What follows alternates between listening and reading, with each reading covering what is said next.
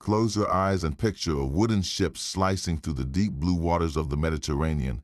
There's no hum of an engine, no glowing screen charting a course, just the creak of the hull, the snap of the sail, and the endless horizon in every direction. Now imagine you're the captain, responsible for guiding this vessel, your crew, and your precious cargo across hundreds of miles of open sea. Your destination is a specific port, a tiny dot on a coastline thousands of miles long. You have no GPS, no satellite imagery, and critically, no magnetic compass to point the way. This wasn't a rare, desperate scenario. This was the daily reality for Roman merchants, naval commanders, and explorers. The Roman Empire didn't just survive, it thrived, building a commercial and military network that connected Britain to Egypt, Spain to Syria. Their world was bound together by sea lanes, and their ability to traverse them with consistent success stands as one of history's most profound and underappreciated mysteries. How did they do it? We often think of Roman engineering and marvel at their aqueducts and roads, but their mastery of the sea is arguably an even greater testament to their ingenuity. While they conquered lands, it was their command of the waves that truly cemented their power, allowing legions to be supplied, grain to be shipped from Egypt to feed the million inhabitants of Rome, and luxuries to flow from every corner of the known world. This was an empire built on logistics, and at the heart of that logistical miracle was a sophisticated system of navigation, developed centuries before the compass would find its way to Europe. They looked to the skies, studied the waves, and understood the winds in ways we are only now beginning to fully appreciate. They possessed a body of knowledge passed down from pilot to pilot that was their lifeline, a complex and beautiful fusion of art, science, and raw, hard-won experience. Today we're setting sail on a journey to uncover those secrets. We're going to dive deep into the methods the Romans used to navigate without compasses, piecing together clues from ancient texts, scattered archaeological finds, and a healthy dose of modern experimental archaeology. We'll explore how they used the sun and stars as their celestial map, how they read the subtle language of the ocean itself, and how they developed tools that, while simple in appearance, were breathtakingly effective. This is more than just a history lesson. It's a story of human intuition and brilliance, a testament to our innate drive to explore the unknown. So join me as we pull back the curtain on one of the ancient world's most captivating puzzles, the incredible story of how the Romans charted their course across the vast, trackless sea. To understand the genius of Roman navigation, we first need to grasp the monumental scale of the world they were trying to connect. This was not a small empire huddled around the Italian peninsula. At its peak, Rome's influence stretched from the rain-swept coasts of Britain all the way to the sun-baked shores of Syria. The Mediterranean wasn't just a body of water to them, it was their central nervous system, what they proudly called Mare Nostrum, our sea. Every single day, a vast and intricate dance of vessels crisscrossed its surface.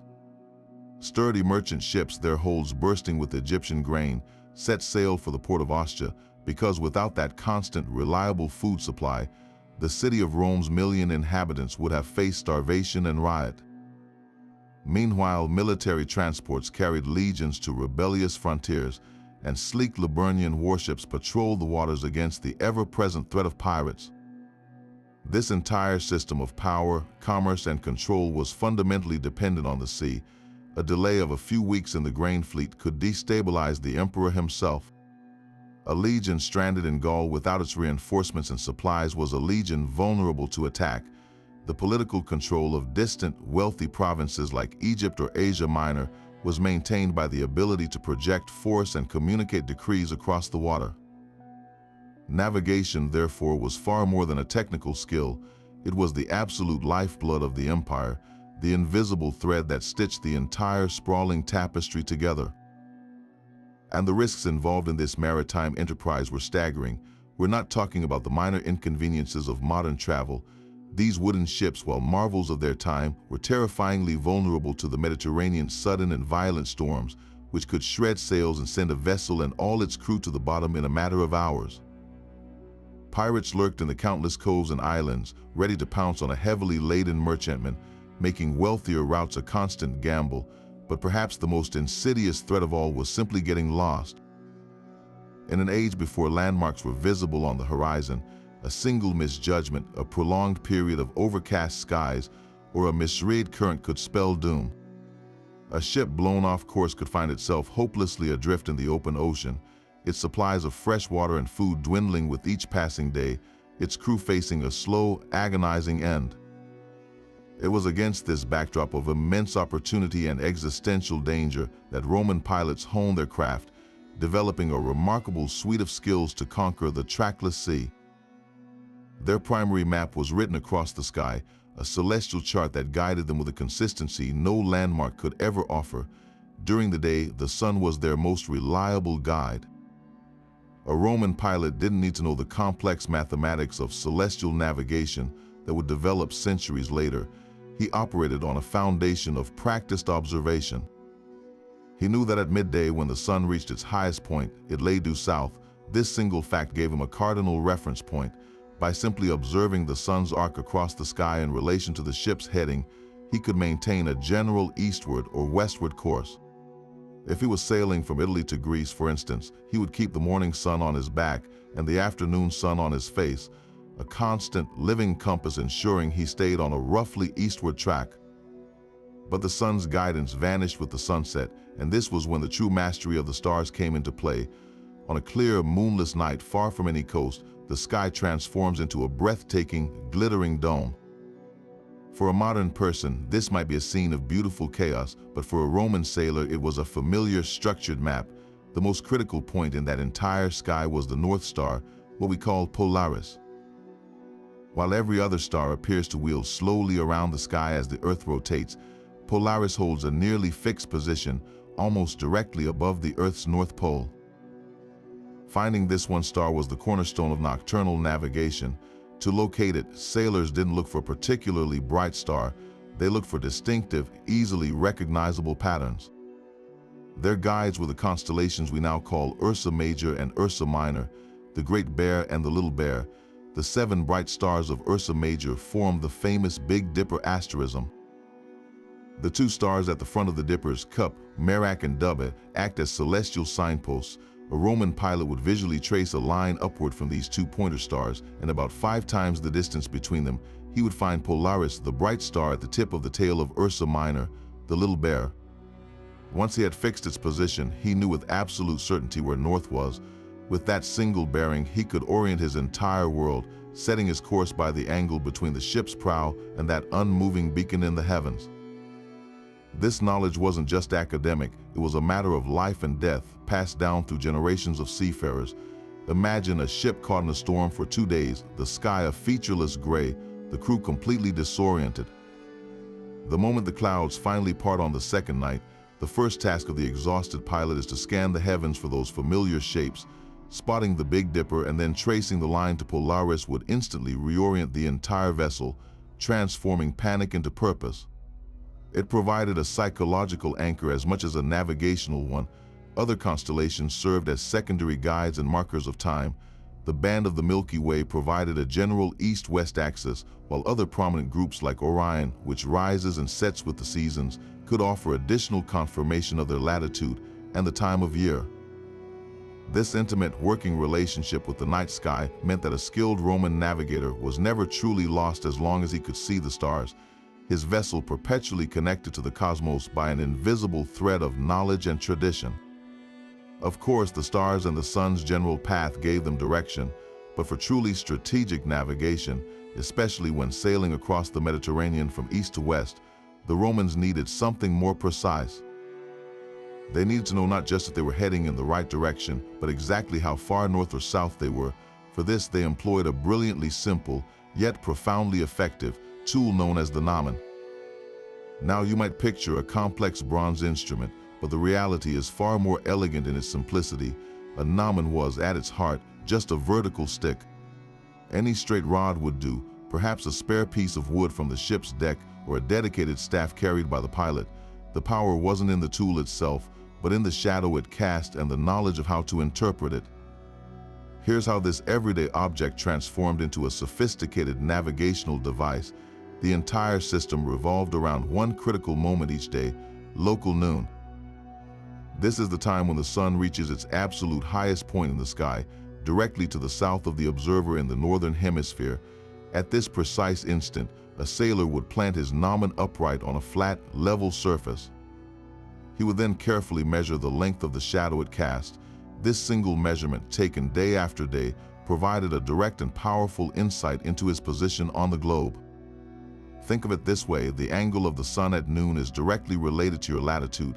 If you are at the equator, the sun at noon is almost directly overhead, resulting in a very short, almost non-existent shadow. But as you sail northward, the sun appears lower in the southern sky, and the shadow cast by your gnomon grows progressively longer. So for a Roman merchant captain sailing from Alexandria in Egypt to Rome in Italy, this technique was his lifeline to staying on course. Both cities lie roughly on the same east-west line, but Rome is significantly farther north. If he simply set sail and tried to head due west, the prevailing winds and currents could easily push him off course, either too far north into the Gulf of Sidra or too far south, risking a shipwreck on the coast of Tunisia. But by using the gnomon each day, he could actively manage his latitude. As he sailed, he would aim to keep the noon shadow a consistent, specific length, a length he knew corresponded to the line between his origin and his destination. If the shadow began to grow longer than expected, he knew he had drifted too far north and needed to correct his course to sail a bit more southward. If the shadow became shorter, he had strayed too far south and needed to head north. It was a continuous process of calibration, a daily checkup on their position using nothing more than a stick and the sun. This practice made trans-Mediterranean voyages not just possible, but repeatable and reliable. Imagine the scene on deck each clear day. The pilot and perhaps his senior crew would gather, watching the sun climb. As it approached its zenith, the chatter would die down. All eyes would be on the gnomon and its creeping shadow. The moment it reached its shortest possible length for that day, a call would go out. A measurement was taken, perhaps marked on a piece of wood or compared to a known mark on the pilot's own arm. This simple ritual, repeated across thousands of ships over centuries, was the quiet engine of Roman commerce. It was their functional equivalent of a latitude line on a map, an invisible highway across the open sea that they could detect and follow with astonishing accuracy. It transformed the vast, intimidating expanse of the Mediterranean from an impassable barrier into a predictable, manageable network of routes, all guided by the dependable geometry of sunlight and shadow. Yet knowing your latitude was only half the battle. You could be perfectly on the correct east-west line, but if you had no idea how far you had traveled along it, you could still sail right past your destination into an empty ocean. This is where the Romans employed a second, equally vital technique, a method that required no tools beyond keen observation and a sharp mind, the art of dead reckoning. The name itself sounds ominous, and in a way it captures the high-stakes gamble inherent in the process. It was fundamentally an art of educated estimation, a continuous calculation of position based on a previously known starting point. A pilot would begin his journey from a well-defined location, a headland, a port, an island. From that moment onward, he would mentally plot his vessel's progress by constantly tracking three essential variables: his direction, his speed, and the time he spent sailing. Direction, of course, was provided by the celestial guides we just discussed, the sun by day and the North Star by night, but speed was a far more elusive quantity to measure on a moving ship in the ancient world. Without a speedometer or any mechanical device, Roman sailors relied on a beautifully simple and remarkably effective method. They observed the world flowing past them. A pilot or a designated crewman would stand at the stern, watching pieces of debris or foam tossed from the ship. By noting how quickly these objects appeared to move away astern, an experienced mariner could develop a reliable gut feeling for the vessel's pace. For a more formal measurement, they likely used an early version of a tool known as a chip log. This involved tossing a specifically weighted object, often a wooden chip, attached to a long, knotted rope directly off the stern. The sailor would let the rope run freely through his hands for a fixed period of time, measured with a sandglass, and then count how many knots had passed over the rail. The number of knots in a given time gave them a direct measure of speed, which is in fact the origin of the term knot as a unit of nautical speed we still use today. The third component was time. The Romans divided their daylight and nighttime hours into 12 equal parts each, regardless of the season. meaning an hour could be longer or shorter depending on the time of year. For navigation, they use simple sunglasses to mark the passage of these watches, or they simply use their intimate knowledge of the sun's movement or the rotation of the stars to estimate how long they had been on a particular course. By combining these three pieces of data, the direction they were headed, the speed they were making, and the time elapsed, the pilot could trace a virtual line on his mental chart. If he knew he had sailed due west for 12 hours at a speed of 4 knots, he could calculate he had covered approximately 48 nautical miles. He would then update his estimated position accordingly, a process repeated hour after hour, day after day, but the open sea is rarely so cooperative. This entire system of dead reckoning was perpetually vulnerable to forces the crew could not always see or accurately account for: ocean currents and prevailing winds. A ship might be pointing its prow due east, but a strong northern current could be pushing it steadily southeast, a phenomenon known as leeway.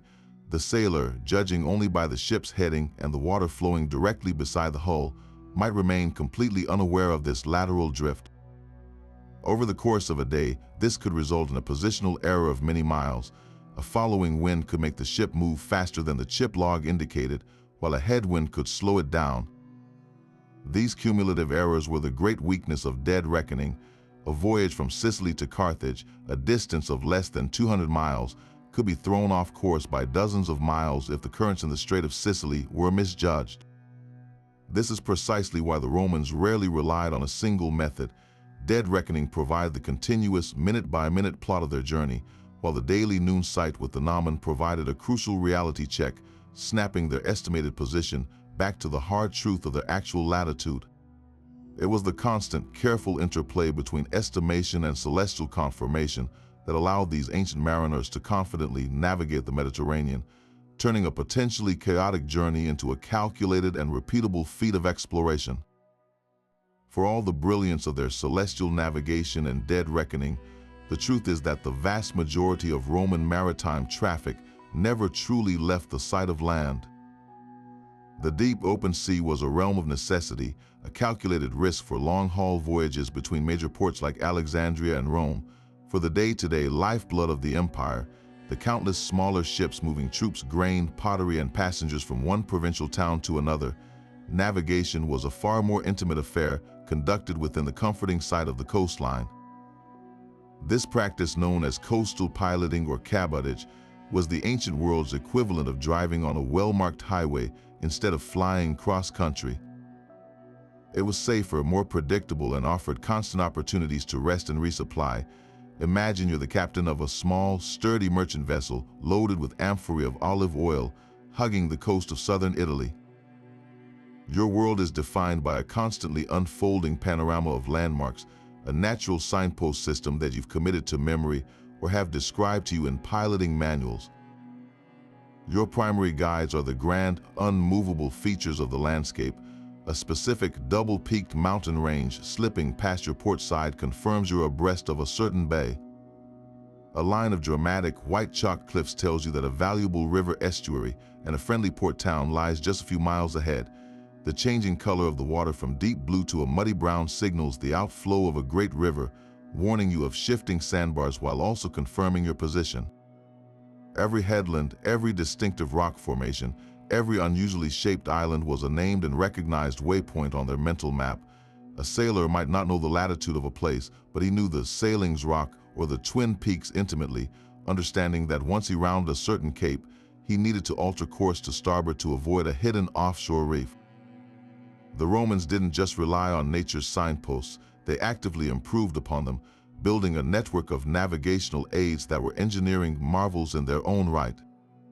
The most famous of these were the great lighthouses or ferry, a word derived from the Great Lighthouse of Alexandria, one of the 7 wonders of the ancient world. While the Alexandrian Pharos was the most spectacular, similar structures guarded crucial ports across the empire. The remains of a massive Roman lighthouse still stand in Dover, England, a silent testament to the importance of the English Channel crossing. At night, these towers would have been beacons of immense relief and security. A fire, likely enhanced by polished metal mirrors to focus the light, would blaze at the top, its glow visible for many miles out to sea. For a ship beating its way up the coast in a storm or feeling its way through a moonless night, that distant flickering point of man-made fire was more than just a light. It was a promise of safe harbor, a warm meal, and a calm port. It was the final, unambiguous confirmation that they had reached their destination. This coastal methodology also offered immense practical advantages beyond simple navigation. The Mediterranean, despite its name, could be a ferociously violent body of water, with storms that could appear with terrifying speed. Sailing within sight of land meant that a captain always had an escape route. If the sky darkened and the winds began to howl, he could immediately steer for the nearest protected cove or beach his vessel on a sandy shore, waiting out the bad weather in relative safety. Furthermore, a ship's capacity for carrying fresh water was always limited. Coastal sailing allowed crews to land frequently to refill their casks at streams and springs, preventing the slow, grueling death by dehydration that was a very real threat on longer voyages. It also facilitated trade and communication at a local level. A ship could work its way along a coast, stopping at a dozen different small towns and villages, trading news from Rome, picking up local cargo, and delivering messages. This intricate web of small-scale maritime contact was what truly integrated the provinces, making a soldier from Britain feel connected to an administrator in Greece, because the same coastal traders who brought his pay might also bring letters and stories from home. It was the slow, steady, and reliable circulation system of the empire, all made possible by the simple, profound act of keeping the land in view. But while the stars above and the coastline ahead provided a physical map, the most critical navigational tool for a Roman sailor might have been something he could hold in his hands, a document so valuable it was worth more than its weight in gold, the periplus. Think of it not as a map in the modern sense with precise latitudes and longitudes, but as a comprehensive piloting manual, a combination of a ship's logbook, a coastal guide, and a merchant's directory all rolled into one. These documents were the compiled wisdom of countless previous voyages, a written tradition that transformed individual, hard-won experience into a shared body of knowledge that could be passed from one generation of sailors to the next. Possessing an accurate periplus was the difference between a confident, profitable journey and a voyage fraught with peril and uncertainty. So what exactly would you find written in this ancient mariner's Bible? A periplus was, first and foremost, intensely practical. It typically took the form of a sequential list, describing a coastline in the order a sailor would encounter it. It would begin at a known point, say the great harbor at Piraeus in Greece, and then meticulously detail the journey from there. The core information was distance and direction. It wouldn't say sail for 20 miles, it would state, from the temple of Poseidon at Saunion, a day's sail with a favorable wind brings you to the island of Key. These distances were often given in units of a day's sail, or sometimes in stadia, an ancient Greek and Roman unit of measurement, but it was the rich, descriptive detail that gave the periplus its true value. It was a document that spoke directly to the needs of a tired crew on a foreign shore. Beyond just listing ports, the periplus acted as a vital travel guide for survival and commerce. It would note the locations of reliable freshwater springs, a piece of information that could literally mean the difference between life and death for a crew running low on supplies. It described the quality of potential anchorages, whether the seafloor was sandy and provided good holding ground for anchors, or was rocky and treacherous. It warned of specific hazards, a submerged reef just a few feet below the surface at high tide, a stretch of coast known for sudden, violent squalls, or a shoreline inhabited by tribes hostile to outsiders. For a merchant, the periplus was also a business directory. It might note which coastal towns produced the finest wine, where the best timber for ship repairs could be procured, or which local chieftains were known for fair trade and which were likely to demand exorbitant harbor taxes. This transformed the document from a simple navigational aid into a comprehensive strategic tool for any captain looking to turn a profit on his voyage. It was the collective memory of the maritime community, a way of shouting back across time to those who would follow, saying, "Here is where you can find safety, here is where you can find water, and for the love of Neptune, steer clear of this place." All of this knowledge, the celestial guides, the gnomon, the coastal landmarks would have been for nothing if Roman sailors had failed to master one final crucial element, the wind itself. The sea is not a static highway, it is a living, breathing entity whose moods are dictated by the air that moves across its surface. A ship could have the most skilled pilot, the clearest skies for stargazing, and the most detailed periplus, but without a favorable wind, it was going nowhere. Or worse, with a contrary wind, it could be driven helplessly backward or onto a lee shore. This is why Roman mariners developed a profound, almost intuitive understanding of meteorology, turning the atmosphere from a capricious foe into a powerful, predictable ally.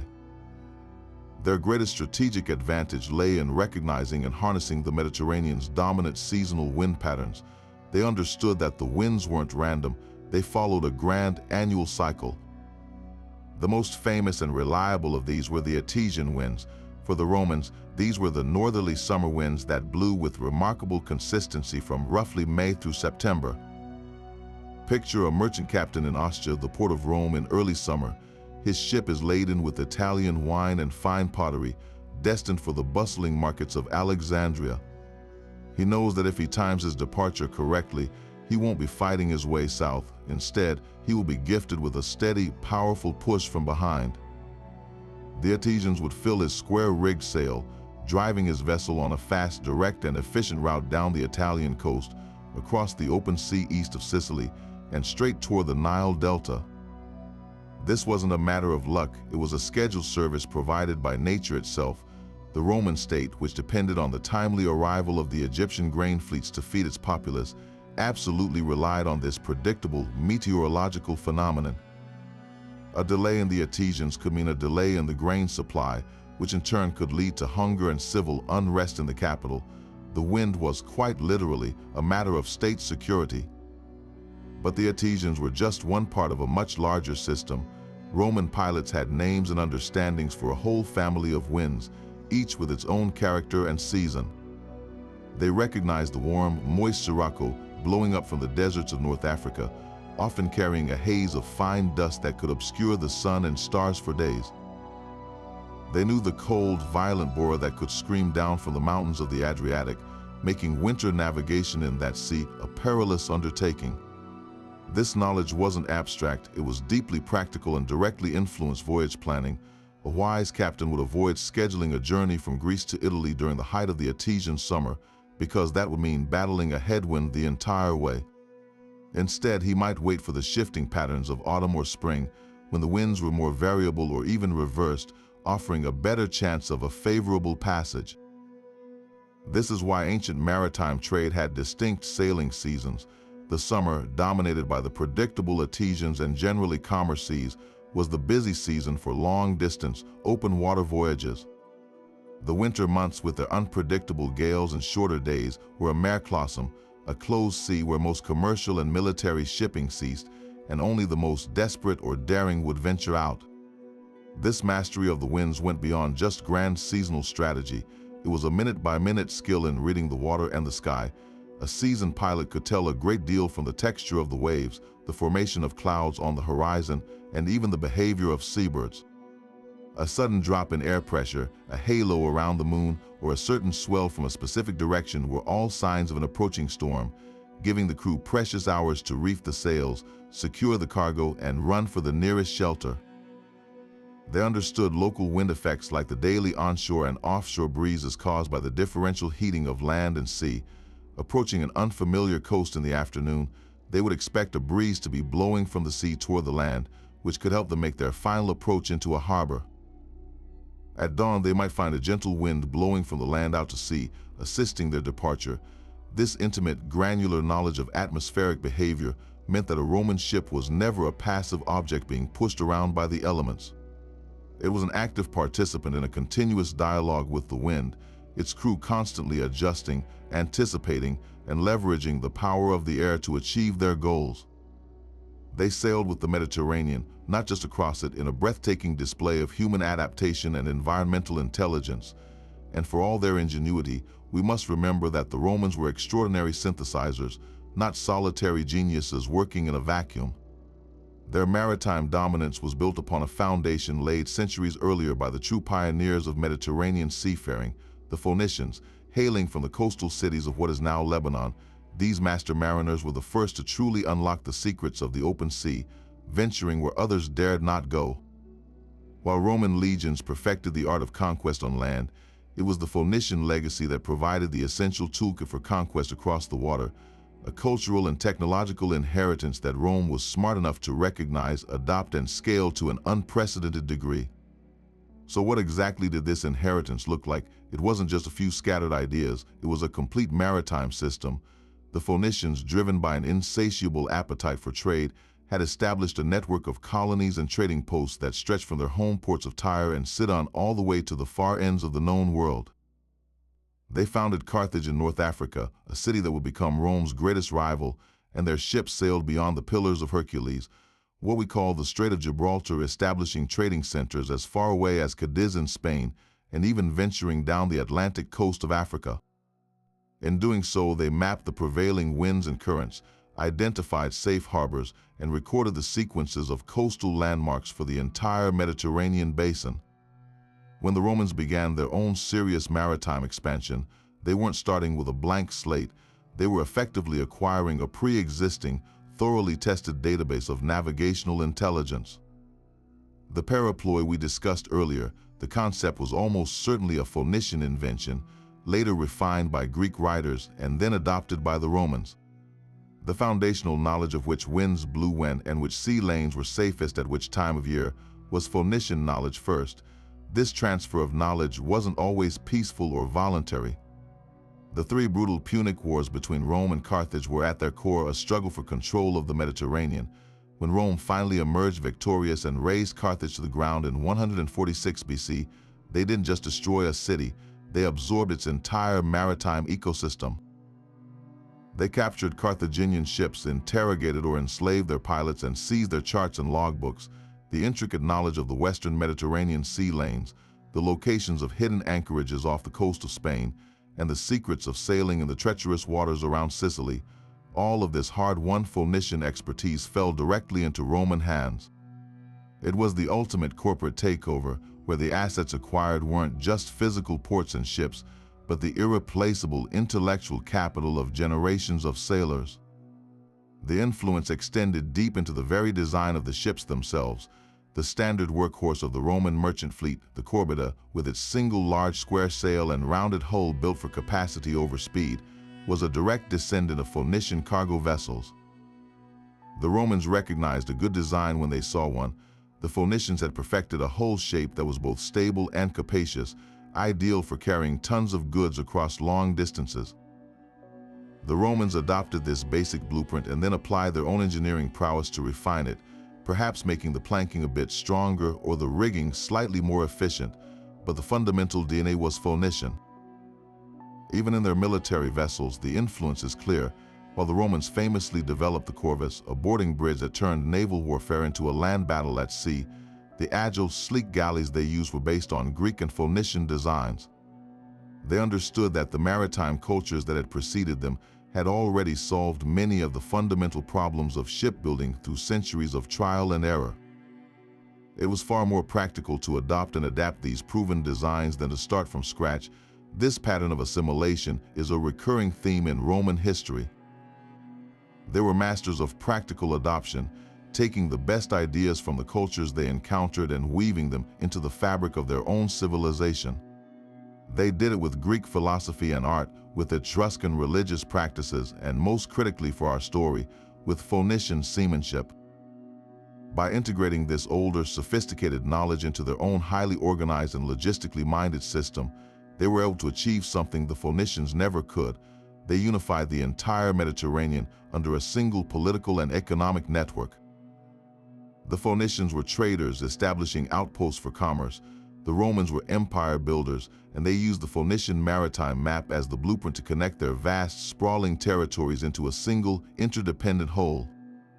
The sea lanes that had once carried Phoenician silver and purple dye now carried Roman legions and Egyptian grain, all guided by stars first followed by Phoenician pilots and sailed on ships whose design was honed by Phoenician shipwrights. It was this powerful combination of inherited knowledge and imperial ambition that truly made the Mediterranean Mare Nostrum.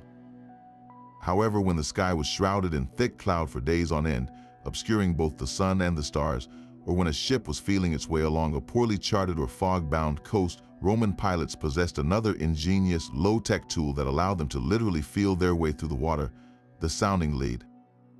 This device was the ancient world's answer to modern depth sounding and seabed mapping, a simple yet brilliant instrument that turned the invisible ocean floor into a tangible, readable map. The tool itself was elegantly straightforward: a heavy lead weight, often pyramidal or cone-shaped, attached to a long, specially marked rope. The weight, heavy enough to sink rapidly against the pull of currents, was the key to the operation.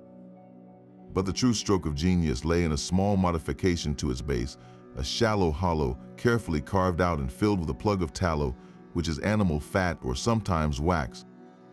This simple addition transformed the lead from a mere depth gauge into a sophisticated environmental sensor. The procedure was a masterclass in practical seamanship.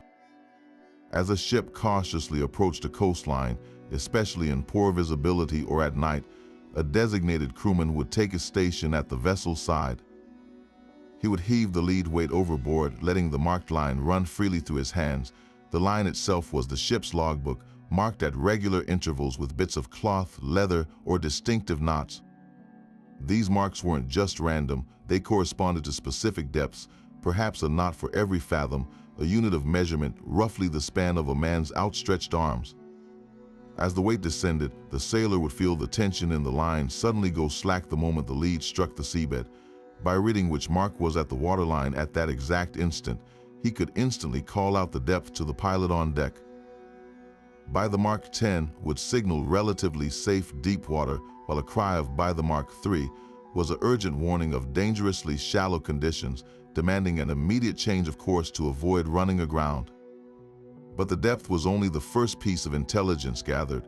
The real navigational magic happened when the crewman hauled the dripping line back aboard. He would immediately inspect the tallow or wax crammed into the lead's base.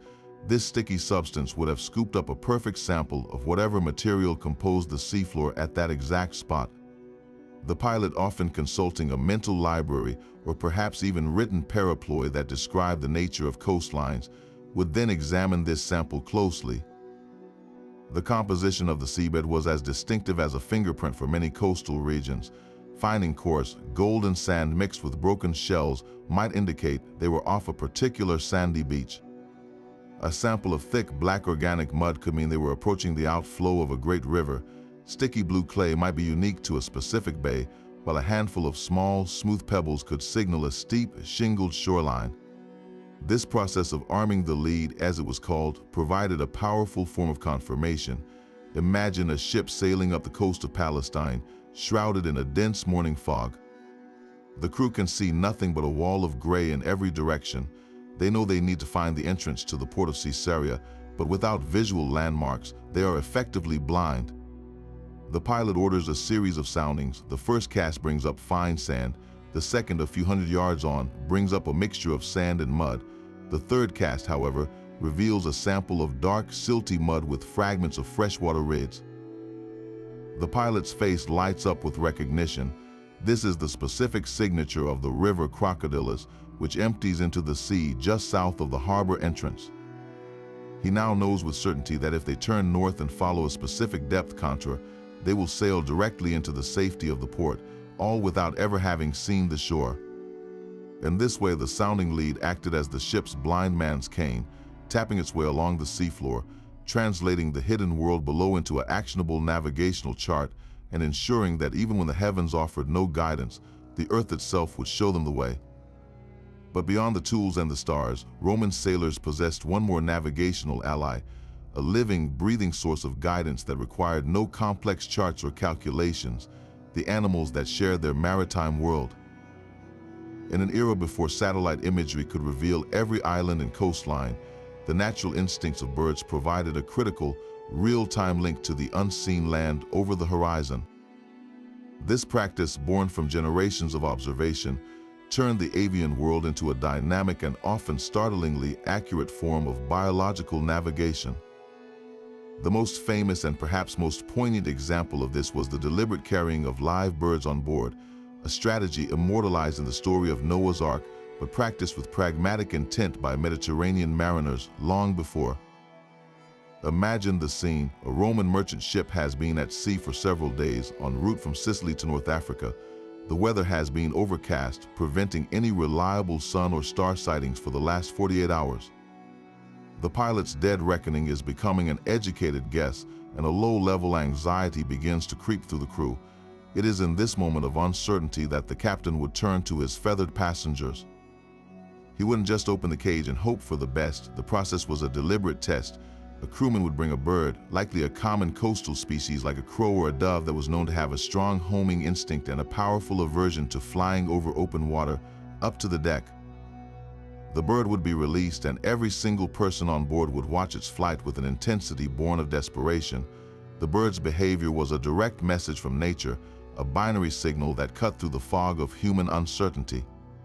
If the bird, upon release, immediately flew off in a strong, determined, straight-line course, it was a moment of immense relief and celebration. The crew would interpret this as a sure sign that the bird could either see land or, more likely, could sense it, perhaps through an ability to hear distant waves crashing on a shore imperceptible to humans, or to smell the unique scent of vegetation and soil carried on the wind. The ship would then alter its course to follow the general direction of the bird's flight, trusting the animal's innate sense of direction over their own flawed estimations. This was not a blind leap of faith. It was a calculated decision based on the understanding that the bird's survival instinct was a more reliable guide in that moment than their own limited human perception. Conversely, if the released bird, after a moment of fluttering confusion, simply circled the ship aimlessly or, worse, returned to perch on the rigging, the message was grimly clear: there was no land within its sensing range. This was a psychological blow, confirming their isolation, but it was also valuable information. It told the captain that he was truly in the open ocean and that any hope of a quick landfall was futile, forcing him to rely solely on his celestial skills and dead reckoning until the weather cleared. This simple act, repeated across centuries, highlights the Romans' profound connection to their environment. They weren't just battling the sea, they were learning to listen to its other inhabitants. This tactical use of caged birds was supplemented by a broader, more strategic form of ornithological navigation, the observation of migratory patterns. Roman sailors who spent their lives on the water became keen students of bird behavior, noting the seasonal comings and goings of various species with the eye of a naturalist. They understood that seeing certain types of birds at certain times of year could provide powerful clues about their position. For instance, spotting a flock of swallows flying in a consistent, determined direction in the autumn might indicate that they were on a known migratory route from Europe to Africa. A skilled pilot could use this information to roughly triangulate his position. If he knew that a particular species of wading bird was never seen more than 20 miles from land, the sudden appearance of one skimming the waves was a virtual guarantee that a coastline was near, even if it remained invisible below the horizon. This knowledge was woven into the fabric of their piloting manuals and oral tradition. The genius of this system lay in its layered redundancy. A Roman navigator didn't rely on birds alone, just as he didn't rely on the stars or the sounding lead alone. He was constantly cross-referencing multiple streams of information. He might take a noon sight with his gnomon to check his latitude, use dead reckoning to estimate his progress, watch the flight of an albatross for a hint of direction, and then order a sounding to sample the seafloor for final confirmation. The birds were one vital instrument in his toolkit, a biological compass and proximity sensor that operated independently of weather or technology. This holistic approach, which blended rigorous observation of the natural world with developing technology and hard-won experience, is what truly set Roman navigation apart. It was a testament to their adaptability and their deep respect for the wisdom inherent in the environment they sought to conquer, proving that sometimes the most advanced guidance system available was a simple bird, yearning for the shore just as desperately as they were. Just as the famous Roman roads like the Via Appia and Via Aurelia carved stable, predictable pathways across mountains and through forests, the Mediterranean and beyond were crisscrossed by their equally vital maritime equivalents, a network of standardized sea lanes that functioned as the empire's aquatic highways. These were not random paths chosen by individual captains on a whim. They were the established, optimized routes that became the superhighways of their day, reducing journey times, minimizing risk, and creating a flow of goods and troops so reliable it formed the very circulatory system of imperial power. Think of a merchant in Ostia not asking if the grain fleet from Alexandria would arrive, but when, because the route was so well known and frequently traveled that its schedule was almost as predictable as a cart rolling down a paved road. The most critical of all these aquatic thoroughfares was without a doubt the grain route from Alexandria to Rome. This wasn't merely a trade route, it was the empire's lifeline, and its consistent operation was a matter of state security. Each year, a massive fleet of specially designed ships, the naves from Antares, would embark from the Egyptian port, their holds packed to the brim with thousands of tons of wheat harvested from the fertile Nile Delta. The journey was a meticulously planned logistical feat. Leaving Alexandria, the fleet would sail north and west, catching the reliable Etesian winds to speed them across the open sea east of Crete. They would then make their way up the coast of Greece through the Strait of Otranto and then proceed up the western coast of Italy, a journey of about a month. The standardization of this route meant every pilot knew the precise succession of landmarks, the distinctive silhouette of Cape Malea in Greece, the volcanic peak of Stromboli acting as a beacon north of Sicily, and finally, the welcoming sight of the great lighthouse at the port of Ostia. This consistency transformed a perilous sea voyage into a managed, almost bureaucratic operation, ensuring that the million inhabitants of the city of Rome never went hungry for long. To the far north, another vital route connected the empire to the mineral-rich island of Britain. Long before the Roman conquest, Phoenician and Greek traders had ventured to what they called the Cassiterides, the tin islands, for that essential metal. The Romans formalized and secured this passage. The main route ran from the naval base at Gessereacum, modern-day Boulogne in France, across the unpredictable but narrow English Channel to the port of Rutupii, modern Richborough in Kent. This crossing was notoriously dangerous, with fierce tides and sudden fogs, but its standardization made it manageable.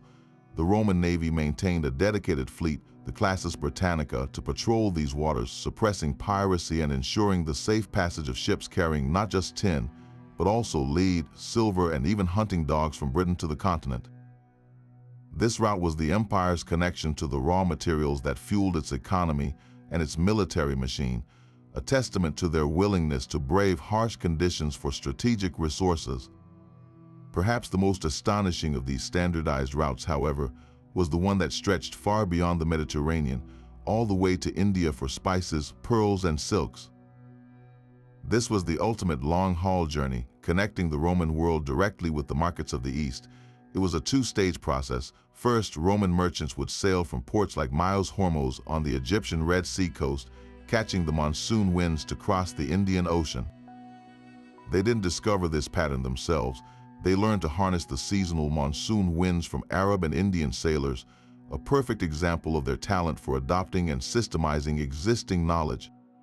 Once the route was understood, it became a scheduled annual event. A fleet would depart Egypt in July, riding the southwest monsoon directly to the Malabar coast of India. They would winter there, trading and loading their ships with priceless cargo, and then catch the reverse northeast monsoon back to Egypt in the early spring. The value of the goods transported on this route was astronomical. A single successful voyage could set up a merchant and his family for life, and the Roman treasury levied a 25% import tax on these luxury goods, making it a critical source of state revenue. This was globalization on an ancient scale, all made possible by turning a terrifying ocean crossing into a predictable, repeatable commercial operation. The profound benefit of this network of standardized routes was the dramatic reduction of risk. For a merchant, uncertainty was the enemy. An unknown coastline held the threat of pirates, uncharted reefs, and hostile locals. But a well-trodden sea lane came with a shared body of knowledge. Every safe anchorage was known. Every freshwater spring along the coast was documented. The locations of friendly ports for repairs and the schedules of the prevailing winds were common knowledge. This collective intelligence, accumulated over centuries and passed down through paraploy and oral tradition, created a safety net for mariners.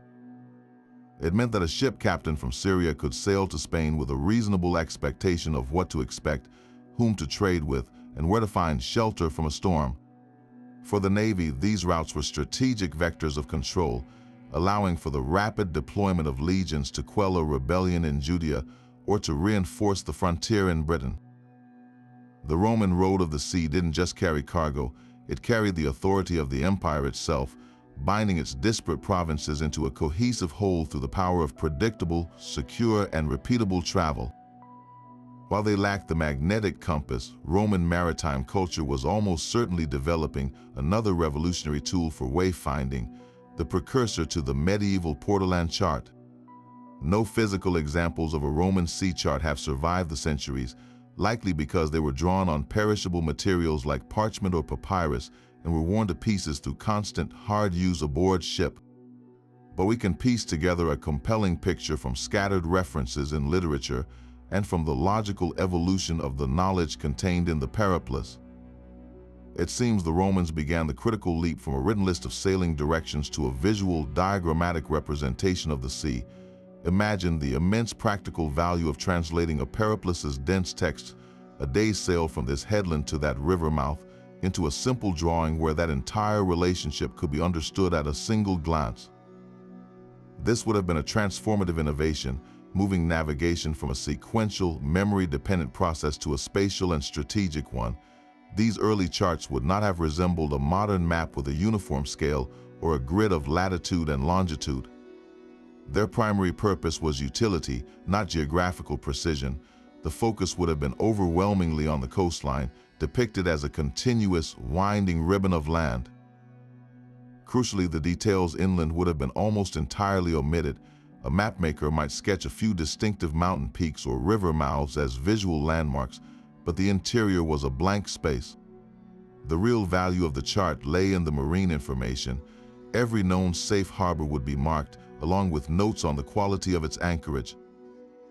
Dangerous shoals, submerged rocks, and treacherous currents would be clearly indicated, perhaps with symbolic drawings of a wrecked ship or stylized waves. The chart was in essence a concentrated, visual version of the Periplus, designed for rapid consultation by a pilot needing to make a quick decision with land in sight. The most ingenious and forward-thinking feature of these proto-portolan charts, however, was likely the wind rose. This was a diagram that looked remarkably like a compass rose, but it functioned on a completely different principle. Instead of being oriented to magnetic north, which was unknown to them, it was aligned to the directions of the familiar named winds. Roman pilots didn't think in terms of abstract degrees or cardinal points like north-northwest. They thought in terms of the Aquilo, the cold north wind, or the Favonius, the gentle west wind that heralded spring. A typical wind rose might have been a circle divided into 8 or 12 segments, with each segment labeled with the name of a wind that blew from that direction. At the center of this circle, a pilot could place a token representing his ship, and by lining up the wind directions with the coastal outline on the chart, he could visually plot a course from one point to another. To sail from Ostia to the north coast of Sicily, for instance, he might see that he needed to follow a course between the Africus, the south-southwest wind, and the Chorus, the north-northwest wind. This system provided a functional, intuitive framework for direction finding that was perfectly suited to their world, view, and their technology. The creation of such a chart was an act of collective intelligence, a synthesis of countless individual voyages. Information from many different periploi would be compiled and reconciled. Discrepancies in distances, noted by different sailors, would have to be averaged or adjudicated based on the reputation of the source. The process required not just a draftsman, but a true geographer who understood the practical realities of sailing.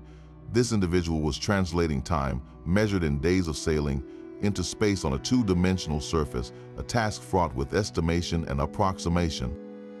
A chart produced in this way would have been a tremendously valuable commercial and military asset.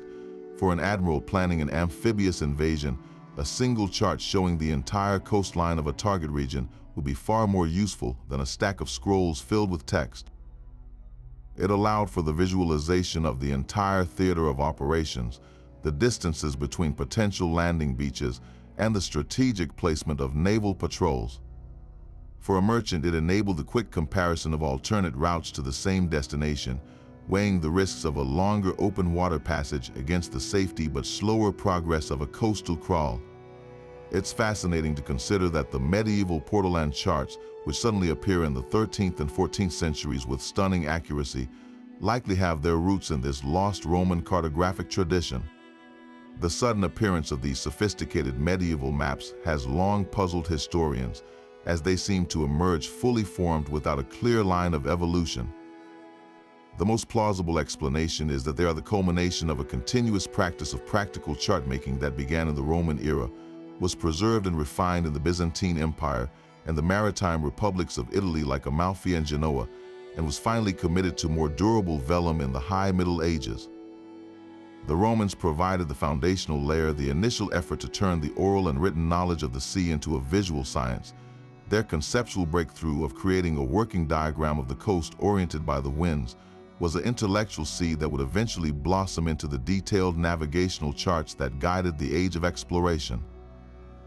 So while we may never hold a Roman sea chart in our hands, its ghost likely lies just beneath the surface of the beautifully illuminated Portolan charts that guided Columbus and da Gama, a silent testament to the Roman pilots' enduring quest to bring order and clarity to the vast, blue unknown.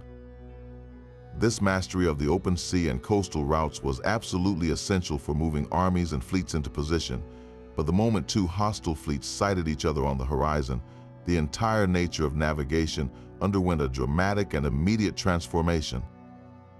In the chaotic, violent context of a naval battle, the long-range skills of celestial observation and dead reckoning became virtually useless. There was no time to take a noon sight with a gnomon or to consult a periplus.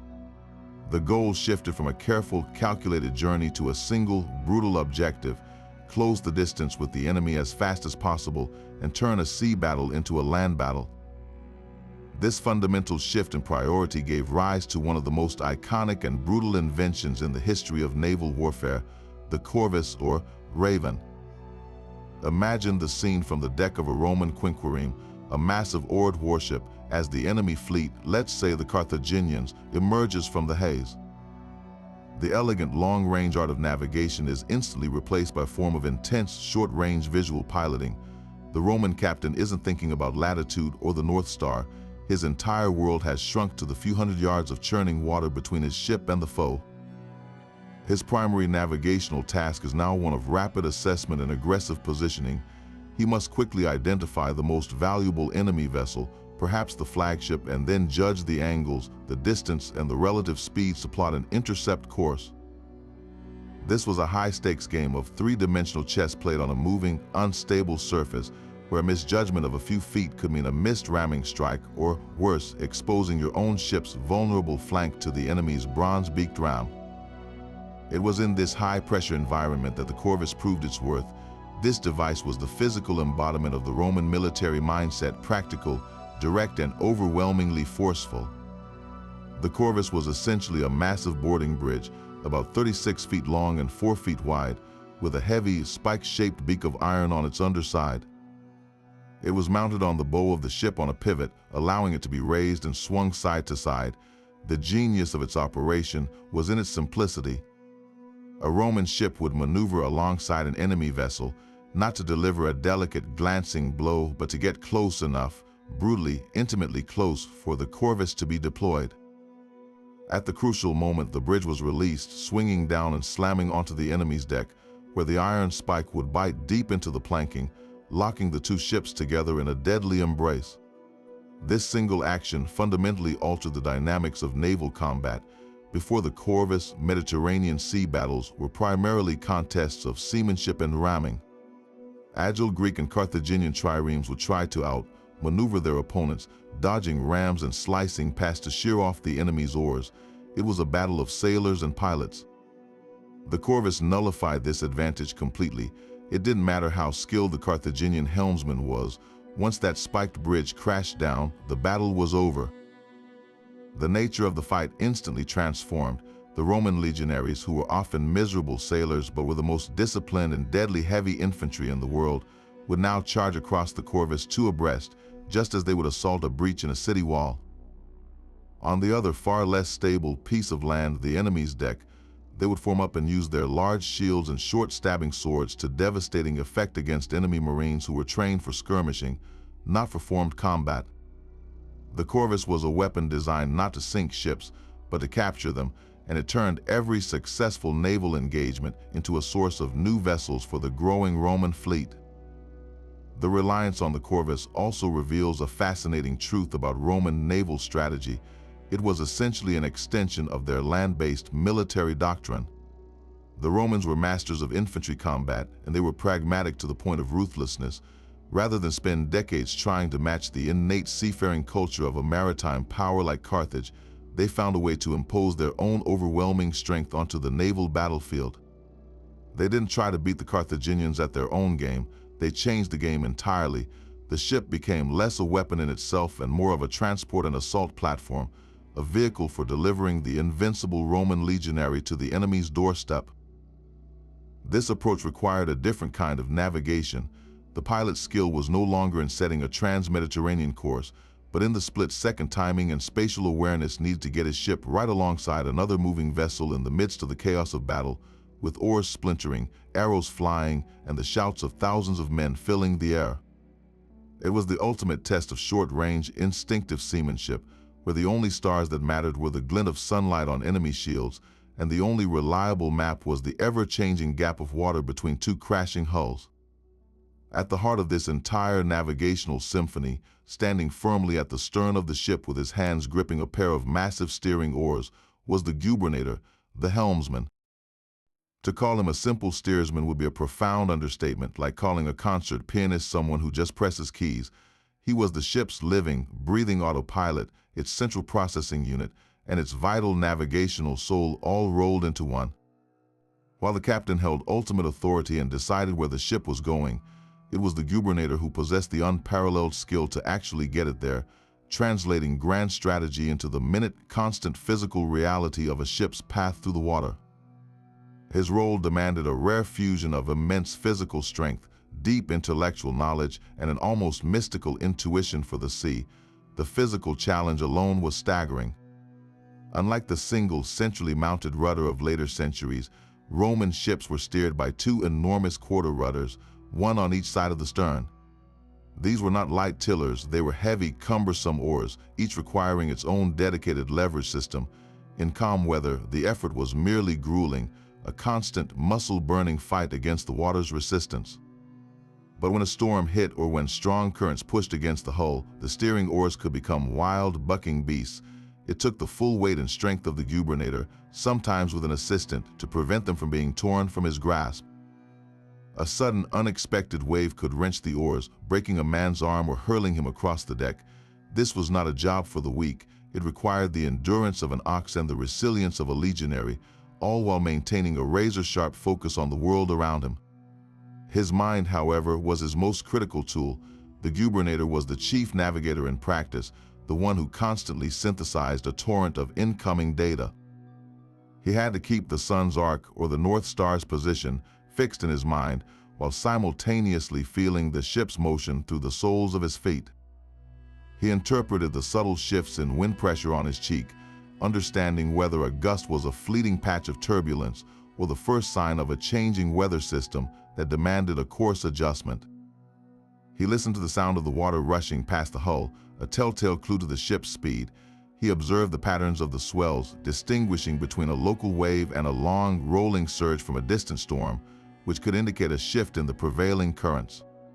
All of this sensory input was processed in real time, informing the countless tiny corrections he made to the steering oars, each small movement of his arms keeping the vessel on its invisible, intended track across the vast, empty sea.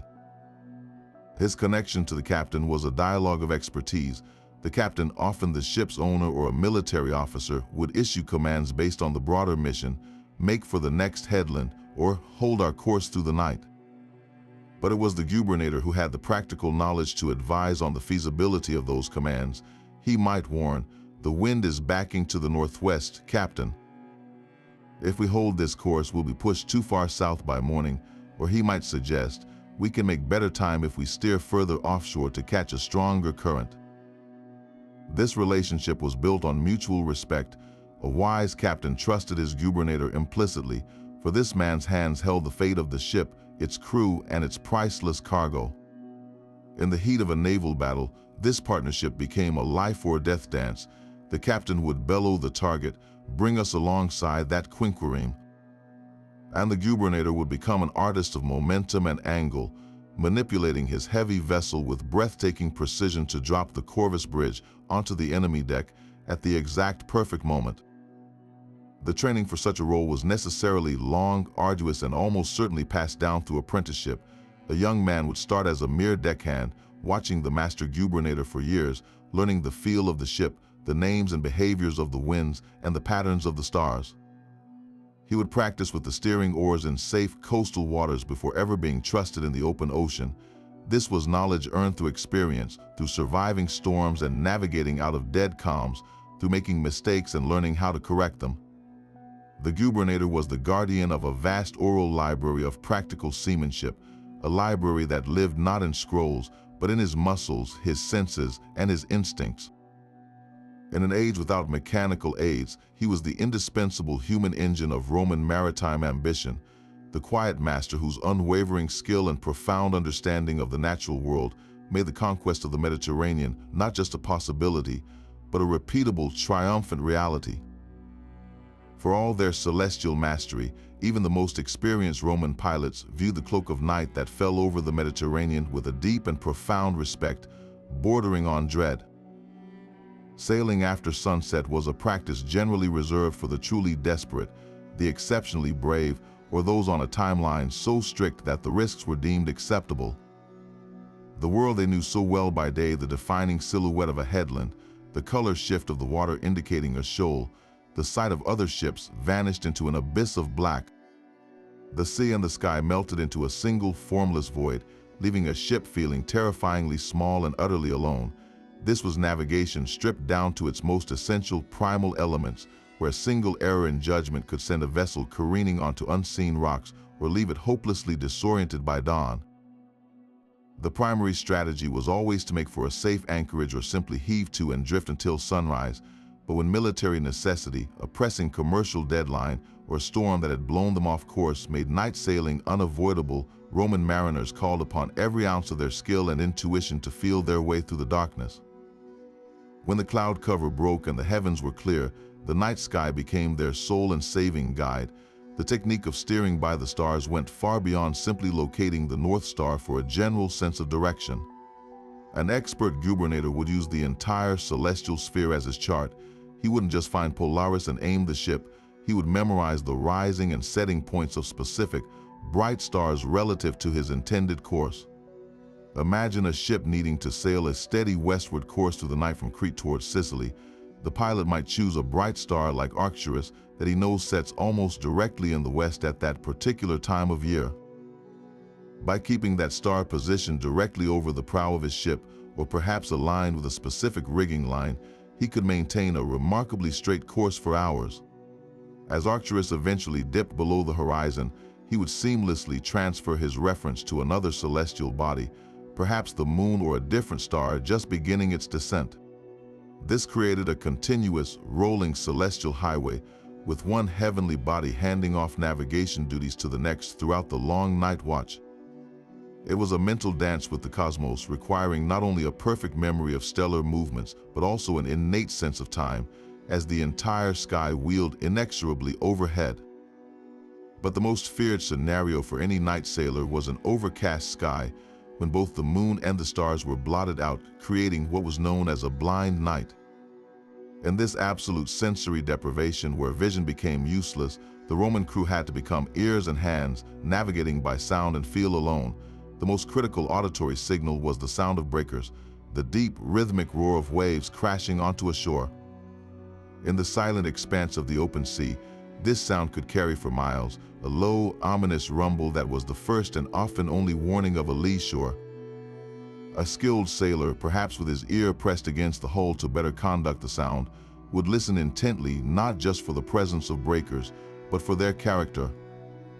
The crashing boom against a steep, rocky cliff sounded vastly different from the long, slow sigh of waves rolling onto a sandy beach. Interpreting these subtleties could mean the difference between knowing they were approaching a deadly, ship-shattering coast or a potentially safer, if still hazardous, shoreline. The sudden cry of breakers to port from the bow lookout would send a jolt of adrenaline through the entire crew, prompting an immediate, desperate turn away from the sound and back toward the perceived safety of the open water. Simultaneously, the gubernator at the stern would become a master of tactile navigation, his entire body tuned into the language of the sea itself. He would constantly interpret the feel of the ship through the heavy steering oars, sensing the slightest change in the swell patterns. A long, gentle swell from the northwest might be the normal pattern for the open sea in that region, but if he began to feel a new, shorter and choppier cross swell from the northeast, it could indicate that the main swell was being reflected and distorted by a nearby coastline, or that they were entering the confused waters off a headland. Even more critical was monitoring the wind. A steady, consistent breeze was a welcome companion, but a sudden, unexpected shift in wind direction or a change in its temperature or humidity was a powerful clue. A wind that had been blowing steadily from the sea might, as they crept closer to a large landmass at night, suddenly become still or shift to blow from the land, cooled by the nighttime temperature drop of the terrain. This land breeze, while often gentle, was a clear signal that a coast was near, even if it remained completely invisible. The smell carried on the wind was another vital data point. The scent of pine trees, the damp odor of plowed earth, or even the smoky hint of a distant village hearth fire could all betray the presence of land long before it could be seen or heard, giving the crew precious extra time to adjust their course and stand off from danger until the first gray light of dawn finally began to outline the world once more. Yet for all their skill in reading the stars and the sea, there was one challenge that even the most experienced Roman pilot could not overcome: the utter blackness of a moonless night near a treacherous, featureless coast. In this profound darkness, where every shadow could be a hidden reef and every sound the crash of breakers on a lee shore, the most powerful navigational aid was not a tool you could hold, but a fixed point of light burning steadily in the distance. This was the promise and the purpose of the Roman lighthouse, a triumph of engineering that transformed the perilous final approach to harbor from a gamble into a guided passage. The most legendary of these structures was, without question, the great pharos of Alexandria, a wonder so magnificent that its name became the root of the word for lighthouse in multiple languages. But its fame often overshadows the extensive network of these beacons that the Romans constructed and maintained, from the sun-baked shores of North Africa to the misty cliffs of Britannica. Standing on the small island of Pharos, connected to the city by a massive man-made causeway called the Heptastadion, the great lighthouse was a staggering feat of ambition. Ancient sources suggest it soared to a height of over 400 feet, making it one of the tallest man-made structures in the world for many centuries. It was a three-tiered tower of dazzling white stone, culminating in a chamber at its summit where the magic happened. During the day, a massive polished bronze mirror would reflect the sun's rays, creating a brilliant glint visible for an astonishing 50 miles out to sea, acting as a daytime landmark. But it was at night that the Pharos truly earned its legendary status. A perpetual fire, likely fueled by resinous wood or maybe even petroleum, blazed in that upper chamber. The same bronze mirror, now catching and focusing the firelight, would project a powerful, concentrated beam out over the water. For a merchant ship arriving from Rome or India, weary from a long and dangerous voyage, the first sight of that distant, flickering gleam was more than just a navigational fix. It was an emotional release. It was the promise of fresh water, safe anchorage, and the end of their journey. It told them that the complex channel into the great harbor, with its shifting sandbars, was now negotiable, that they had successfully crossed the sea and arrived at the very doorstep of one of the ancient world's greatest cities. The Romans, pragmatic imperialists that they were, recognized the immense strategic value of such structures and set about replicating this model across their empire.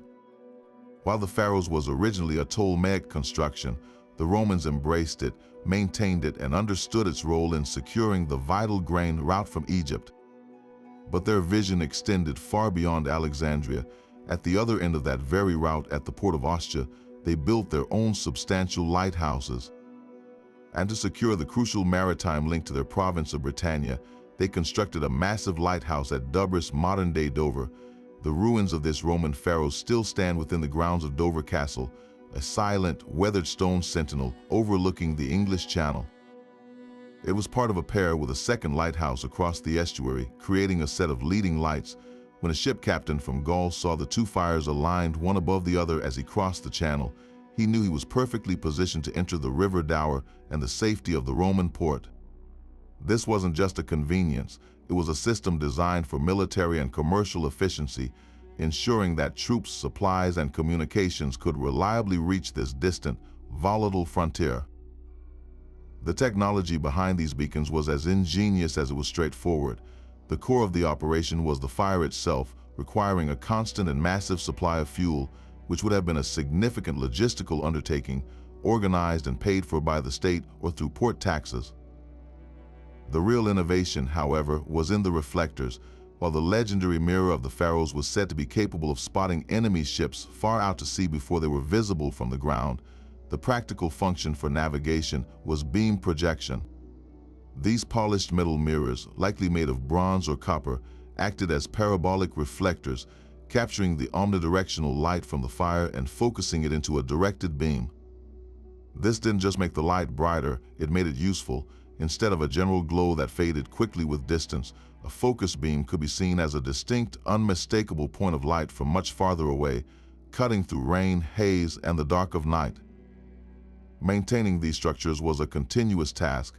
A dedicated crew of attendants, essentially ancient lighthouse keepers, would have been responsible for the endless cycle of gathering fuel, tending the fire, cleaning the soot from the mirror, and ensuring the flame never died. Their vigilance was what kept the network alive, a 24-hour 8-day service that made nighttime navigation not just possible, but routine and safe, turning the terrifying unknown of a dark coastline into a well-marked gateway home. This mastery of the Mediterranean, however, was merely the training ground for an even more astonishing feat of maritime ambition, the annual voyage to India. To understand the sheer scale of this endeavor, we need to shift our perspective from the familiar enclosed world of Mare Nostrum to the vast, terrifying expanse of the Indian Ocean.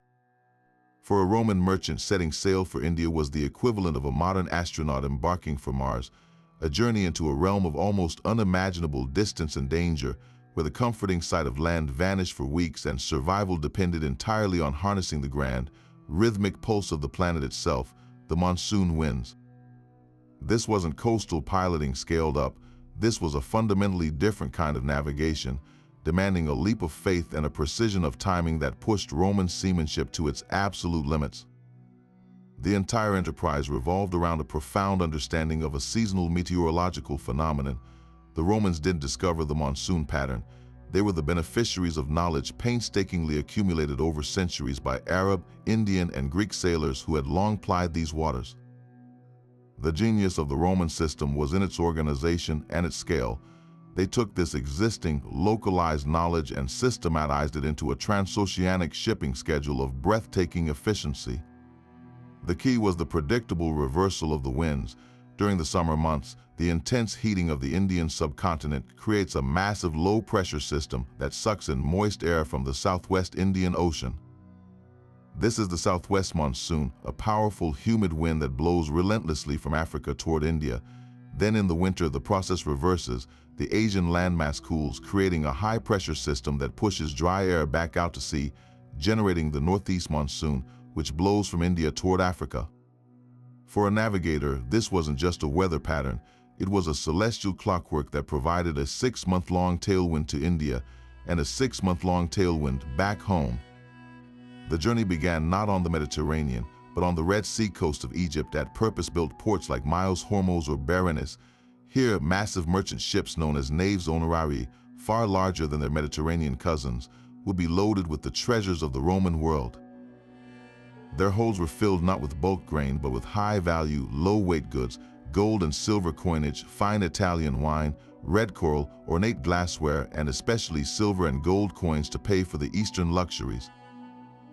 In July, as the southwest monsoon began to blow at its most reliable, the fleet would raise its sails and embark. The first leg was a difficult journey down the length of the Red Sea, a narrow, reef-strewn body of water plagued by contrary northern winds. But once they passed the Strait of Bab el-Mandeb and entered the open Indian Ocean, the true nature of the voyage revealed itself. The captain would set a course to catch the full force of the monsoon, and then for weeks, there was nothing to do but run before the wind. This was the point of no return, a psychological and navigational frontier. For 40 days or more, these ships would be utterly alone on a featureless sea, the coast of Arabia a distant memory to their left, and nothing but open ocean to their right. There were no landmarks, no safe harbors, no friendly springs to replenish water. This was where the Roman navigator's toolkit was truly tested. During the day, the sun was their sole guide, its arc across the sky keeping them on a generally eastward course. At night, the familiar constellations of the Mediterranean would have wheeled overhead in unfamiliar orientations, but the North Star, though lower on the horizon, remained their fixed point of reference.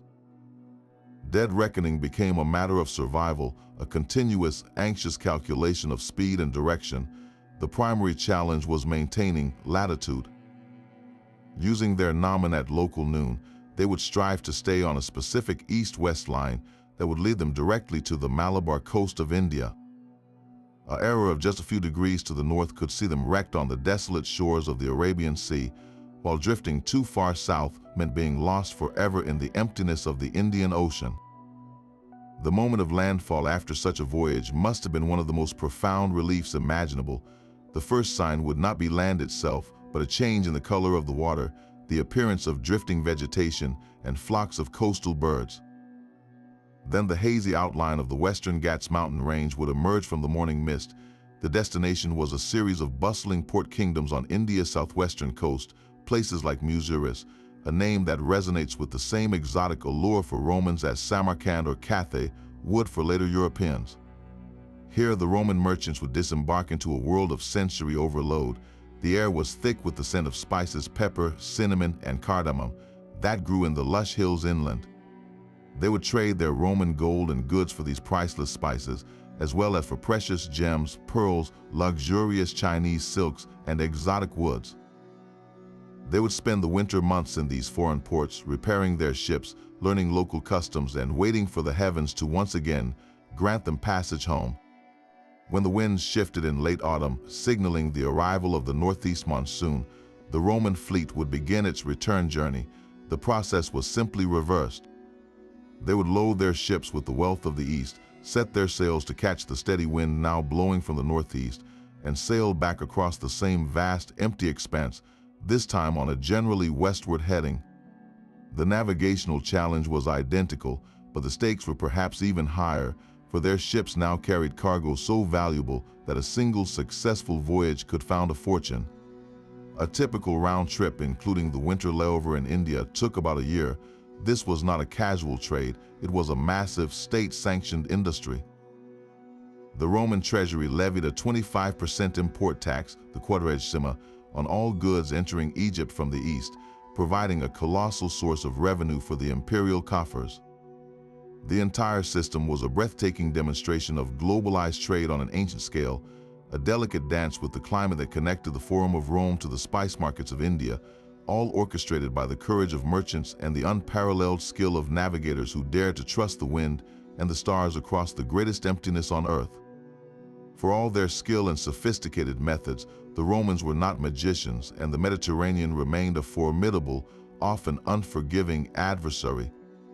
The very real limitations of their navigational technology meant that every voyage was a calculated gamble, a delicate balance between human ingenuity and the raw, unpredictable power of nature. The sea does not give up its secrets easily, and even the most experienced gubernator could find himself and his crew in a desperate fight for survival when the elements turned against them. The historical record is punctuated with tales of ships that never reached their destination, stark reminders of the thin margin for error that defined ancient seafaring. The most immediate and terrifying threat was a sudden, violent storm. The Mediterranean, despite its name, is capable of generating tempests of shocking ferocity, with winds that could shred sails and waves capable of swamping a vessel in minutes. When such a storm struck, the elegant art of celestial navigation became instantly useless. The sky would vanish behind a wall of cloud and rain, the sun and stars obliterated for days on end. In this chaos, the pilot's primary goal shifted from course keeping to pure survival. The ship would be forced to run before the wind, a terrifying practice known as scaffa, where the crew had little control over their direction, simply trying to keep the vessel from being swamped by the following seas. The danger was being driven helplessly onto a lee shore, a coastline towards which the wind is blowing. A ship caught in this situation, with its back to the storm and land ahead, was in a nearly hopeless position. The roar of breakers would be the first sign of doom, and the subsequent shipwreck on unseen rocks or a sandy beach was often fatal for most, if not all, on board. Even if they survived the wreck, survivors faced exposure, thirst, and the possibility of being captured or killed by hostile locals.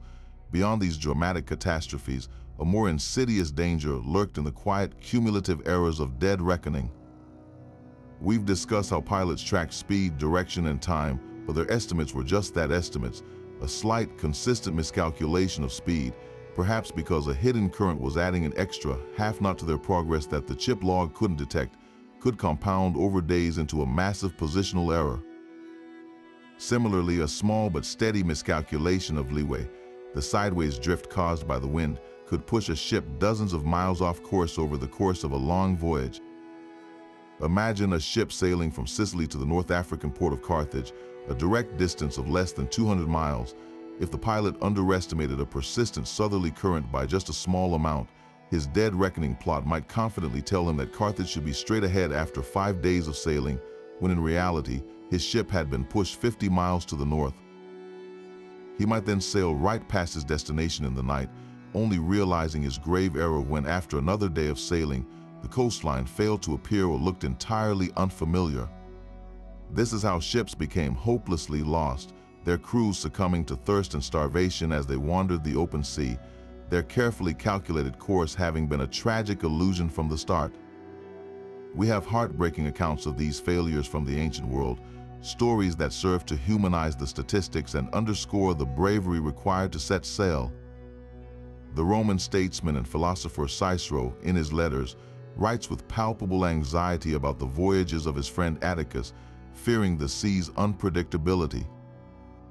The poet Ovid, exiled to the remote Black Sea coast, laments in his Tristia that the very ships carrying his petitions back to Rome are at the mercy of the waves, their safe arrival never guaranteed. Perhaps one of the most vivid and famous accounts comes not from a Roman, but from the New Testament in the Acts of the Apostles, which describes in harrowing detail the shipwreck of the Apostle Paul on his way to stand trial in Rome. The narrative captures the entire terrifying experience, being caught in a typhoon-force wind called Euroclydon, being driven aimlessly for 14 days, the crew throwing the cargo and even the ship's tackle overboard in a desperate attempt to stay afloat, and the final chaotic wreck on the island of Malta. This story, while theological in purpose, is a perfectly accurate depiction of the limitations of first-century navigation. Despite having a skilled crew, they were utterly at the mercy of the storm, their navigational knowledge rendered completely irrelevant until the storm finally abated. These limitations forced Roman mariners to operate within a very narrow seasonal window.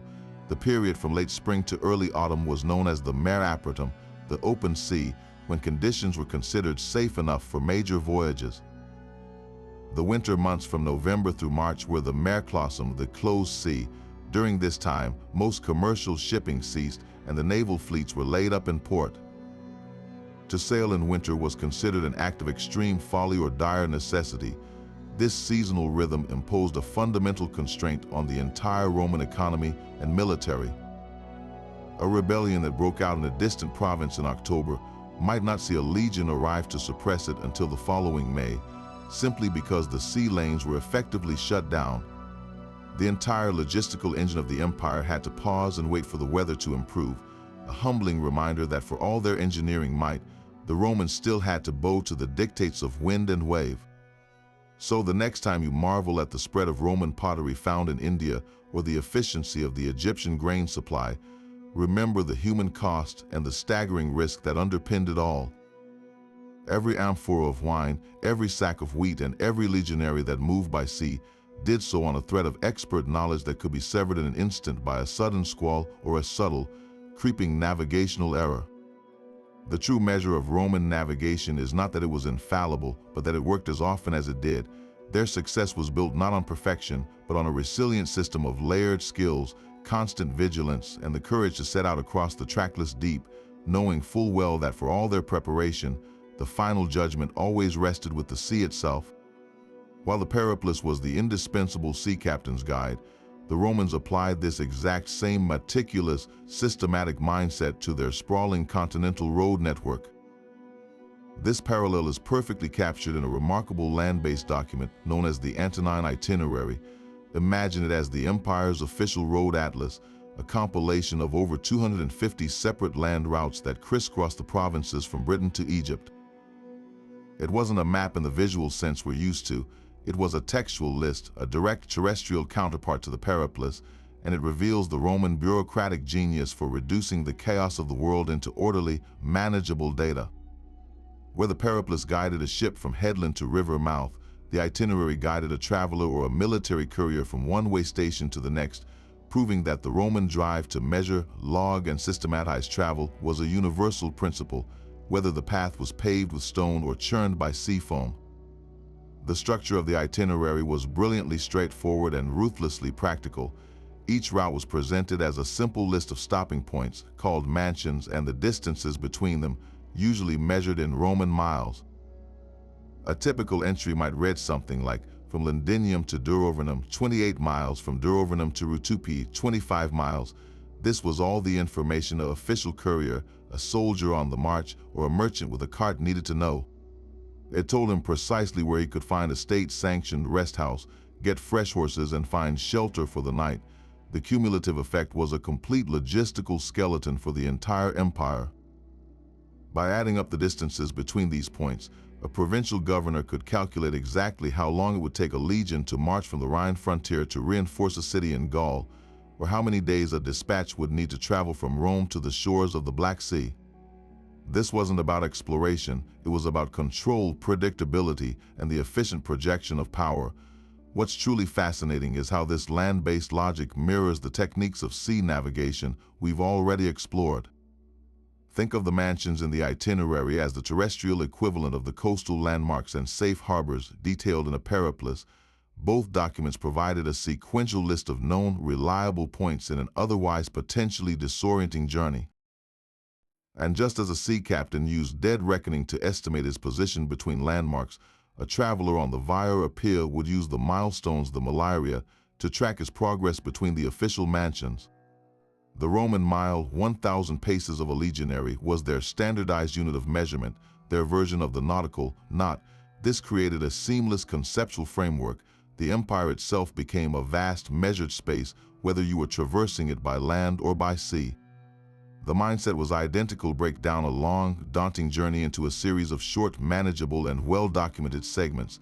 This obsession with measured travel wasn't born from a simple love of order. It was the absolute bedrock of imperial administration. The Roman Empire was at its heart a colossal information network. Tax revenues, military reports, imperial decrees, and judicial rulings all had to flow reliably from the center to the periphery and back again.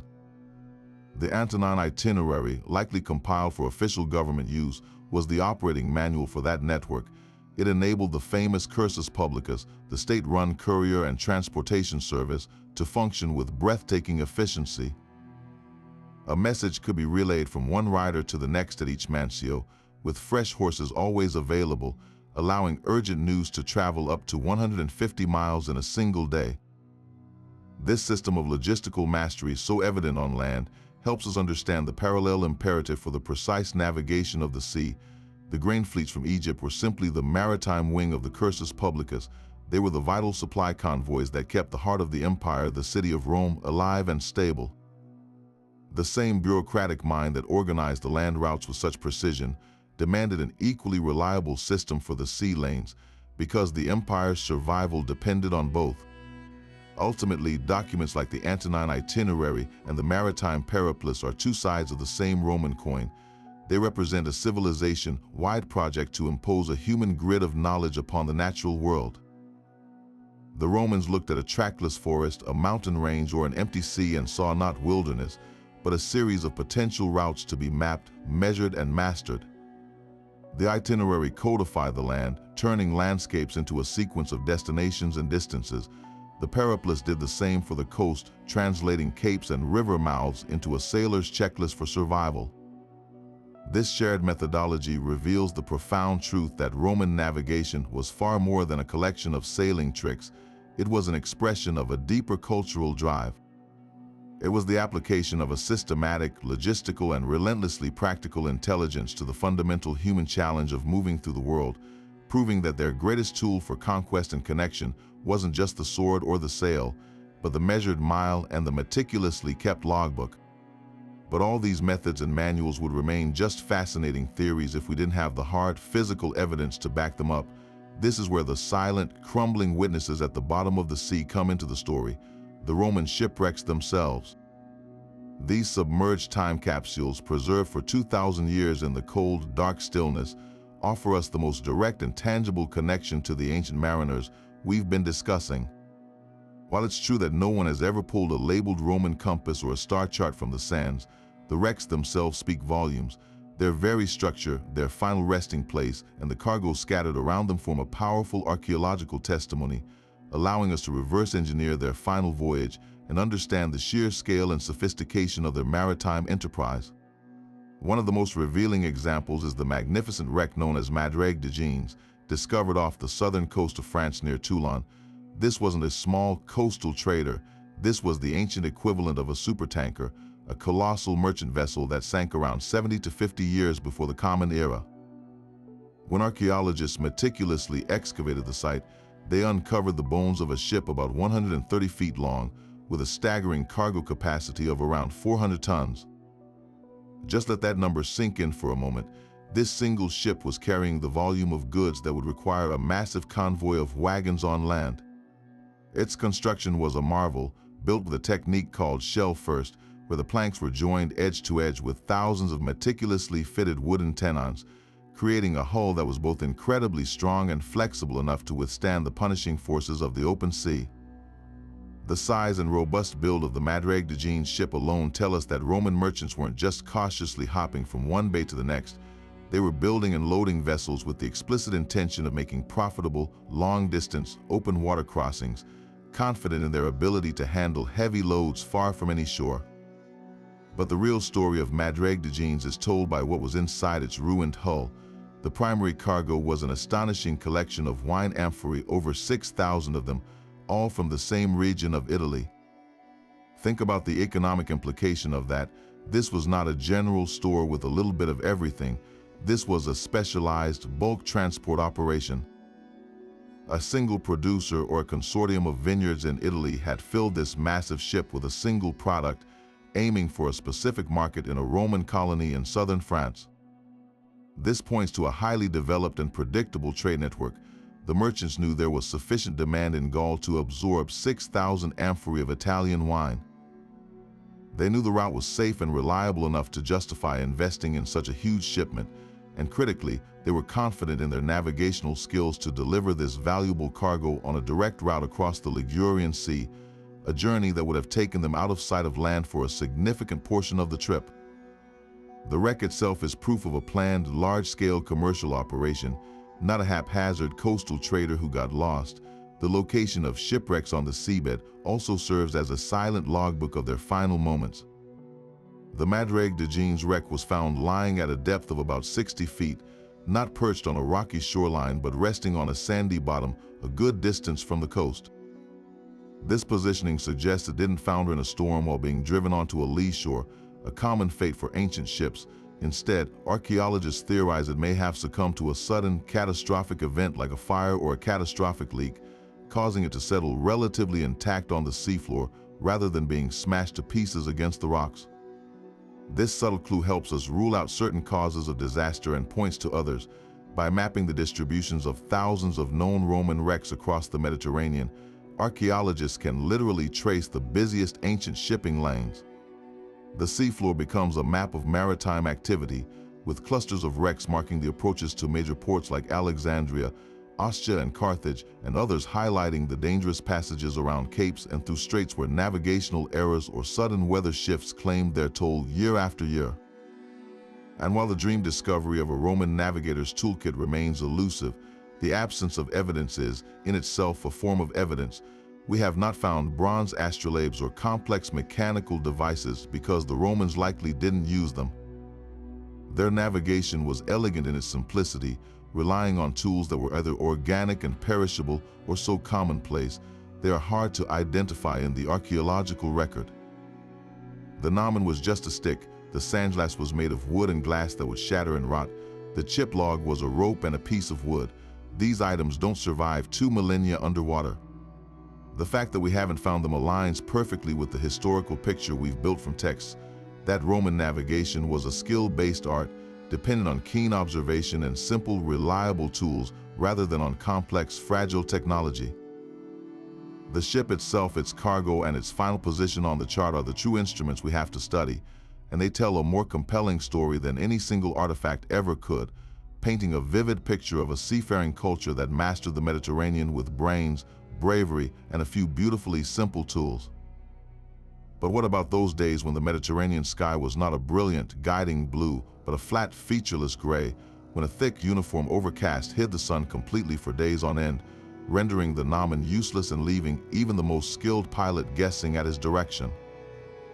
This was the navigator's nightmare, a situation where their primary celestial reference vanished. Could the Romans have possessed a secret weapon for such moments, a tool so advanced it feels almost like science fiction? This brings us to one of the most captivating and controversial theories in all of ancient history, the legendary sunstone. Modern experimental archaeology has put forward a fascinating hypothesis. The Romans might have used a specific, naturally occurring crystal known as Iceland spar, a form of transparent calcite. This isn't a mythical substance, it's a real mineral with a remarkable optical property called birefringence, or double refraction. When you look through a clear piece of Iceland spar, you see two images of whatever is behind it, but its true navigational genius lies in how it interacts with polarized light. Sunlight becomes polarized as it scatters through the Earth's atmosphere, meaning its light waves vibrate in a specific direction. This polarization forms a pattern across the sky that is invisible to the human eye, but it's a pattern centered on the sun itself, even when the sun is completely obscured by clouds. The theory suggests that a Roman navigator facing a solid gray sky could have used a piece of this sunstone as a celestial detective. He would hold the crystal up to the sky and slowly rotate it. As he turned it, the crystal would appear to change in brightness or clarity depending on its orientation, relative to the hidden polarization pattern. By finding the position where the light passing through the crystal looked a specific way, perhaps where the double image was clearest or where the crystal seemed darkest, he could effectively detect the orientation of that hidden pattern in the sky. Doing this in two different parts of the sky would allow him to triangulate the position of the sun behind the clouds, giving him a bearing even at high noon on a completely overcast day. It would be a form of seeing the invisible, using the very fabric of light itself to pinpoint the one object he desperately needed to find. Now it is absolutely crucial to state that no physical sunstone has ever been recovered from a Roman shipwreck. We have no direct archaeological evidence like a crystal found nestled next to a pilot's remains with an inscription saying "for cloudy days." This theory remains in the realm of compelling, evidence-based speculation.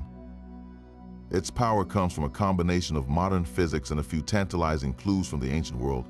The Viking sagas, written centuries later, describe a mysterious solarstein used for navigation, and given the vast trading networks of the Romans, it is entirely plausible that they were aware of such crystals and their unique properties. Furthermore, a shipwreck from the Elizabethan era, a time when magnetic compasses were commonplace, was discovered with a piece of Iceland spar on board, hinting at a long-lost tradition of using crystals as a backup navigational tool. The true test of this theory, however, has come from modern experimentation. Researchers have taken Iceland's spar out onto the open ocean and successfully demonstrated that the technique works with startling accuracy.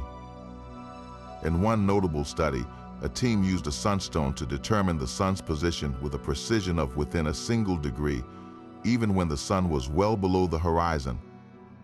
This isn't just a neat laboratory trick, it's a functionally viable method that could have meant the difference between life and death for an ancient crew.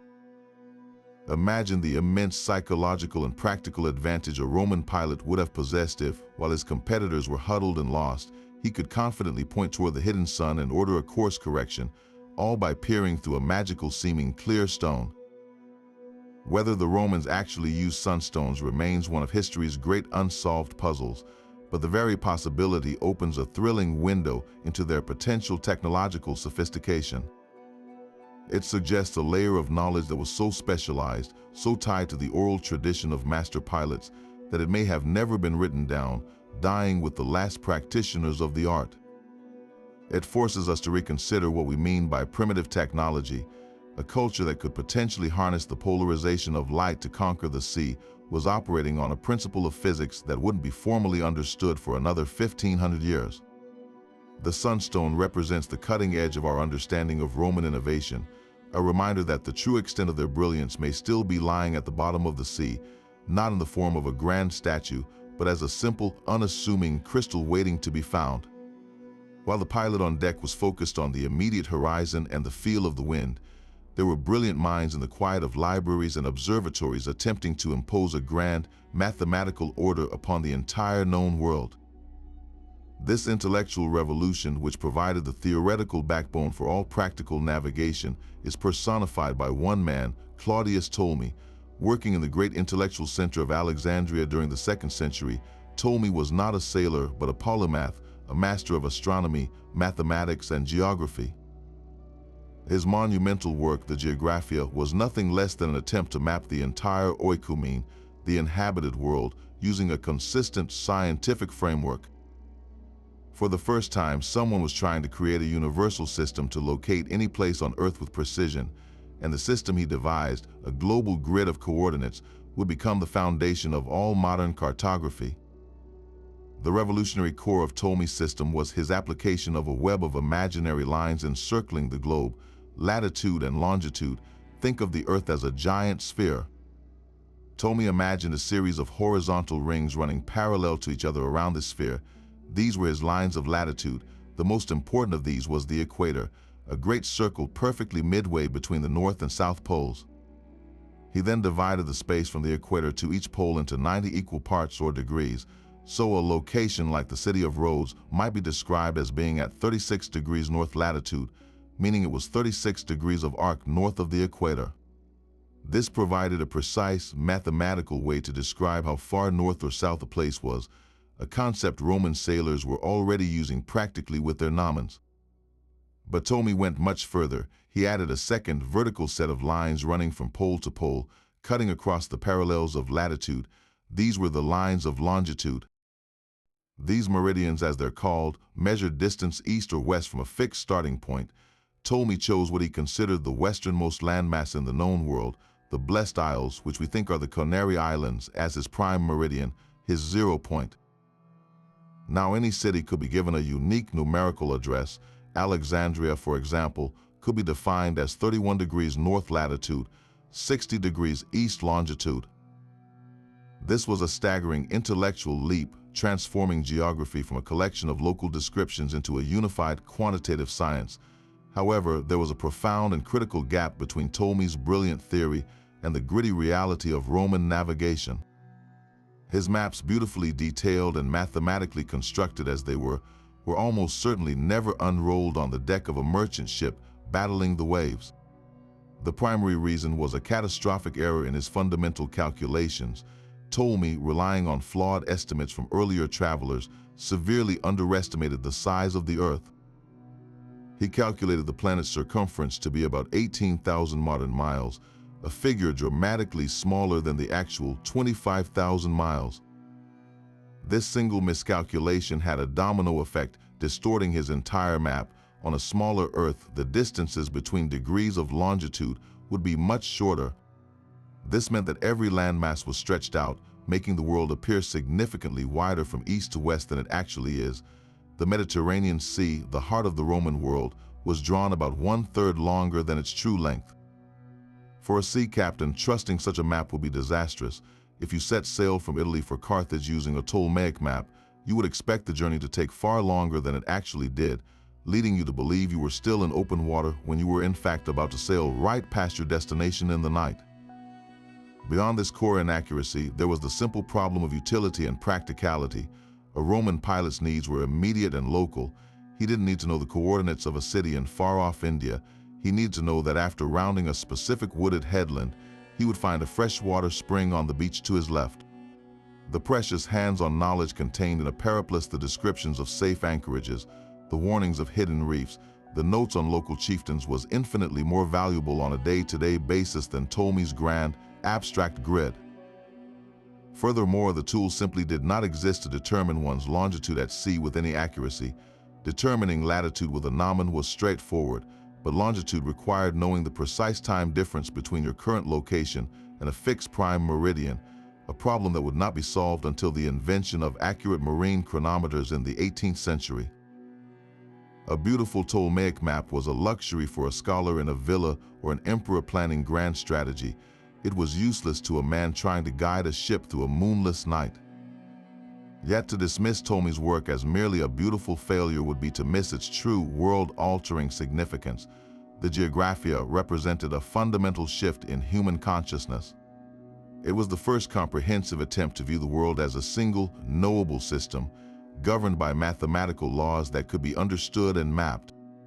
It gave the Roman world and all the civilizations that followed a conceptual framework. Even with its errors, it was the most accurate map of the world for over 1,000 years.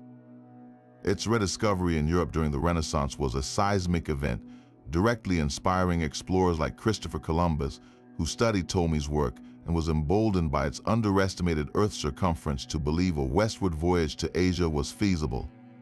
So while the Roman sailor navigating by the North Star and the color of the sea mud may never have heard the name Ptolemy, he was benefiting from a culture that was pushing the boundaries of knowledge.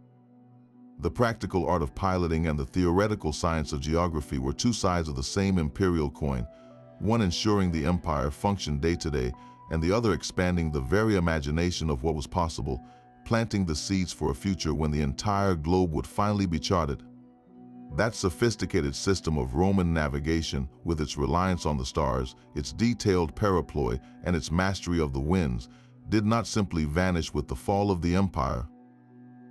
Instead, it became a vital, living inheritance, a collection of seeds that lay dormant in the libraries and shipyards of the Byzantine Empire and the emerging maritime republics of Italy, waiting for the right conditions to sprout and flourish once more. The so-called Dark Ages were not a period of total amnesia at sea. Rather, they were a time of preservation and slow, quiet refinement, particularly in the Mediterranean, where trade never fully ceased.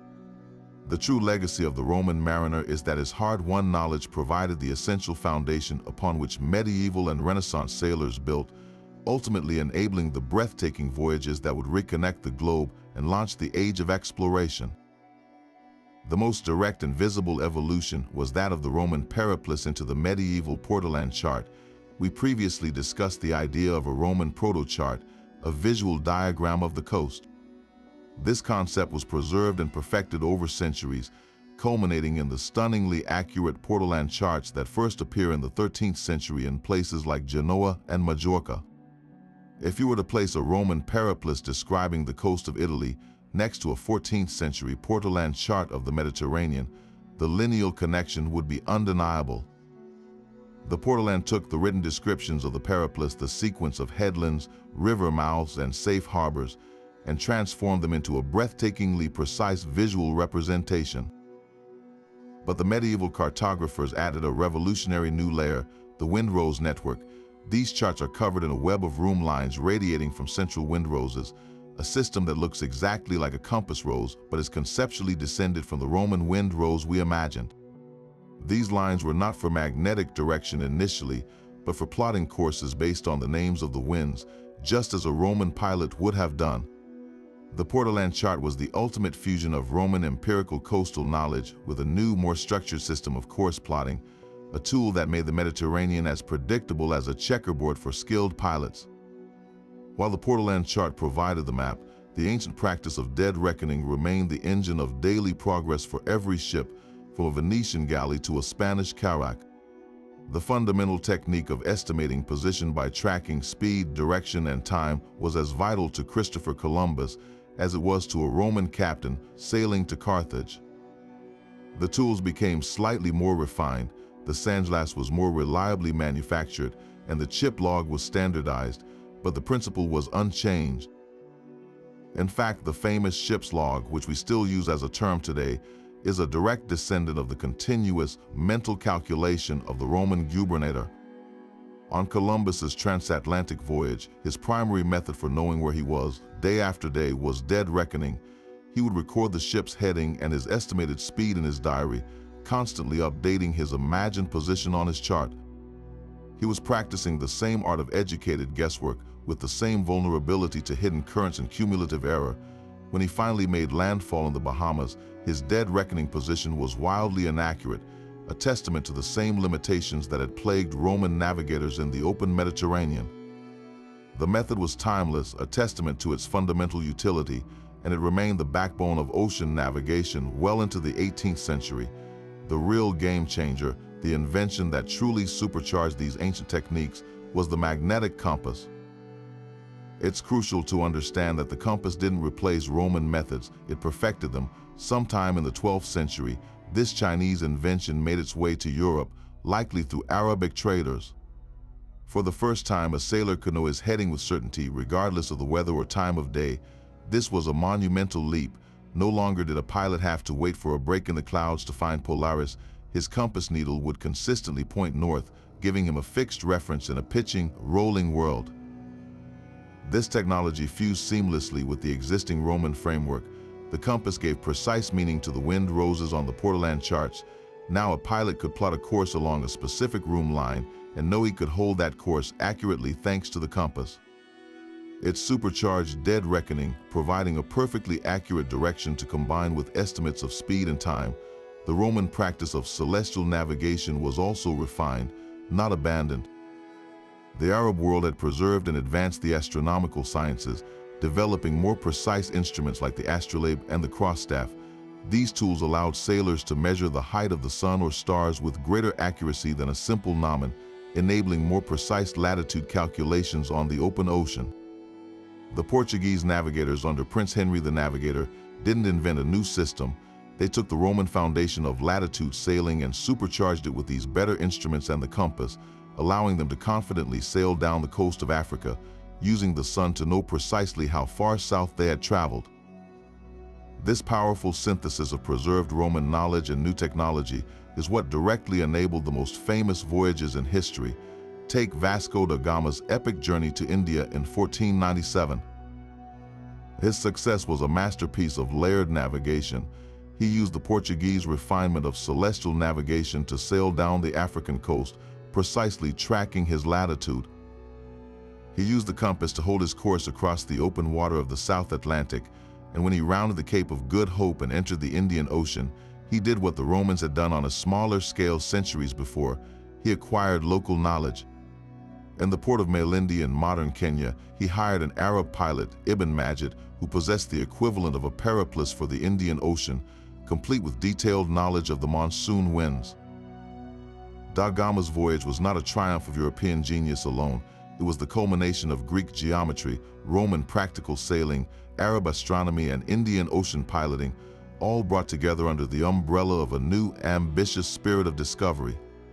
Similarly, Christopher Columbus, a seasoned Genoese mariner steeped in the Portoland chart tradition, used his Roman-derived dead reckoning and his compass to cross the Atlantic, believing all the while, thanks in part to Ptolemy's ancient miscalculation, that he was arriving in Asia. He was a product of this same hybrid tradition, a man using tools and methods with deep roots in the classical world to venture into the completely unknown. These explorers did not emerge from a vacuum. They stood on the shoulders of Roman sailors whose centuries of trial and error, whose careful recording of coasts and winds, and whose brave reliance on the stars had built the intellectual and practical framework for conquering the world's oceans. The path to the New World was, in a very real sense, first charted by the merchants and pilots of the Roman Empire. So when we pull all of these threads together, what emerges is a stunningly complete navigational toolbox, a multi-layered system of wayfinding that required no single revolutionary device, but instead relied on the brilliant synthesis of everything the ancient world had to offer. The Roman pilot's true instrument was the entire world around him. He looked upward to the heavens, using the sun's arc and the unwavering North Star as his grand celestial compass. He looked downward, reading the secrets of the seabed from a lump of tallow and listening for the roar of breakers in the dark. He looked outward, memorizing the shape of every headland and the meaning of every cloud formation. And he looked inward to the accumulated wisdom of generations, preserved in the precious periplus and the oral traditions passed from an experienced gubernator to his apprentice. His success was not a matter of possessing one magical, lost technology, but of mastering a dozen different interconnected skills, any one of which could save the ship when the others failed. This entire intellectual and practical edifice rested on three powerful pillars. The first was accumulated knowledge, the patient compilation of centuries of seafaring experience into usable forms. Every periplus, every story of a storm survived, every notation of a reliable freshwater spring was a piece of data added to a collective marine database that grew richer with every passing year. The second pillar was sharp, relentless observation. A Roman sailor was a master of noticing the subtle shift in wind temperature, the specific color of the water, the unique flight pattern of a bird at dawn. He lived in a constant, active dialogue with his environment, interpreting its signs and signals with the focus of a detective solving a life-or-death mystery. The third and perhaps most vital pillar was sheer human courage and a spirit of bold exploration. All the knowledge in the world is useless without the bravery to act upon it. These men set sail across the deep blue unknown in wooden ships, trusting their skills against the immense power of the Mediterranean, driven by a combination of commercial ambition, imperial duty, and an innate human desire to see what was over the horizon. And that's the final, breathtaking takeaway. The story of Roman navigation is the story of a system triumphing over the limitations of its individual components. When the stars were hidden, they used the winds. When the winds were still, they used the currents. When they were lost in a fog, they used the sounding lead. When even that failed, they released a bird and placed their trust in its instinct. There was always a backup plan, always another method to cross-reference. This resilient, redundant approach is why they could reliably connect an empire that stretched from the deserts of Syria to the rainy highlands of Britain. They didn't conquer the sea with a single brilliant invention.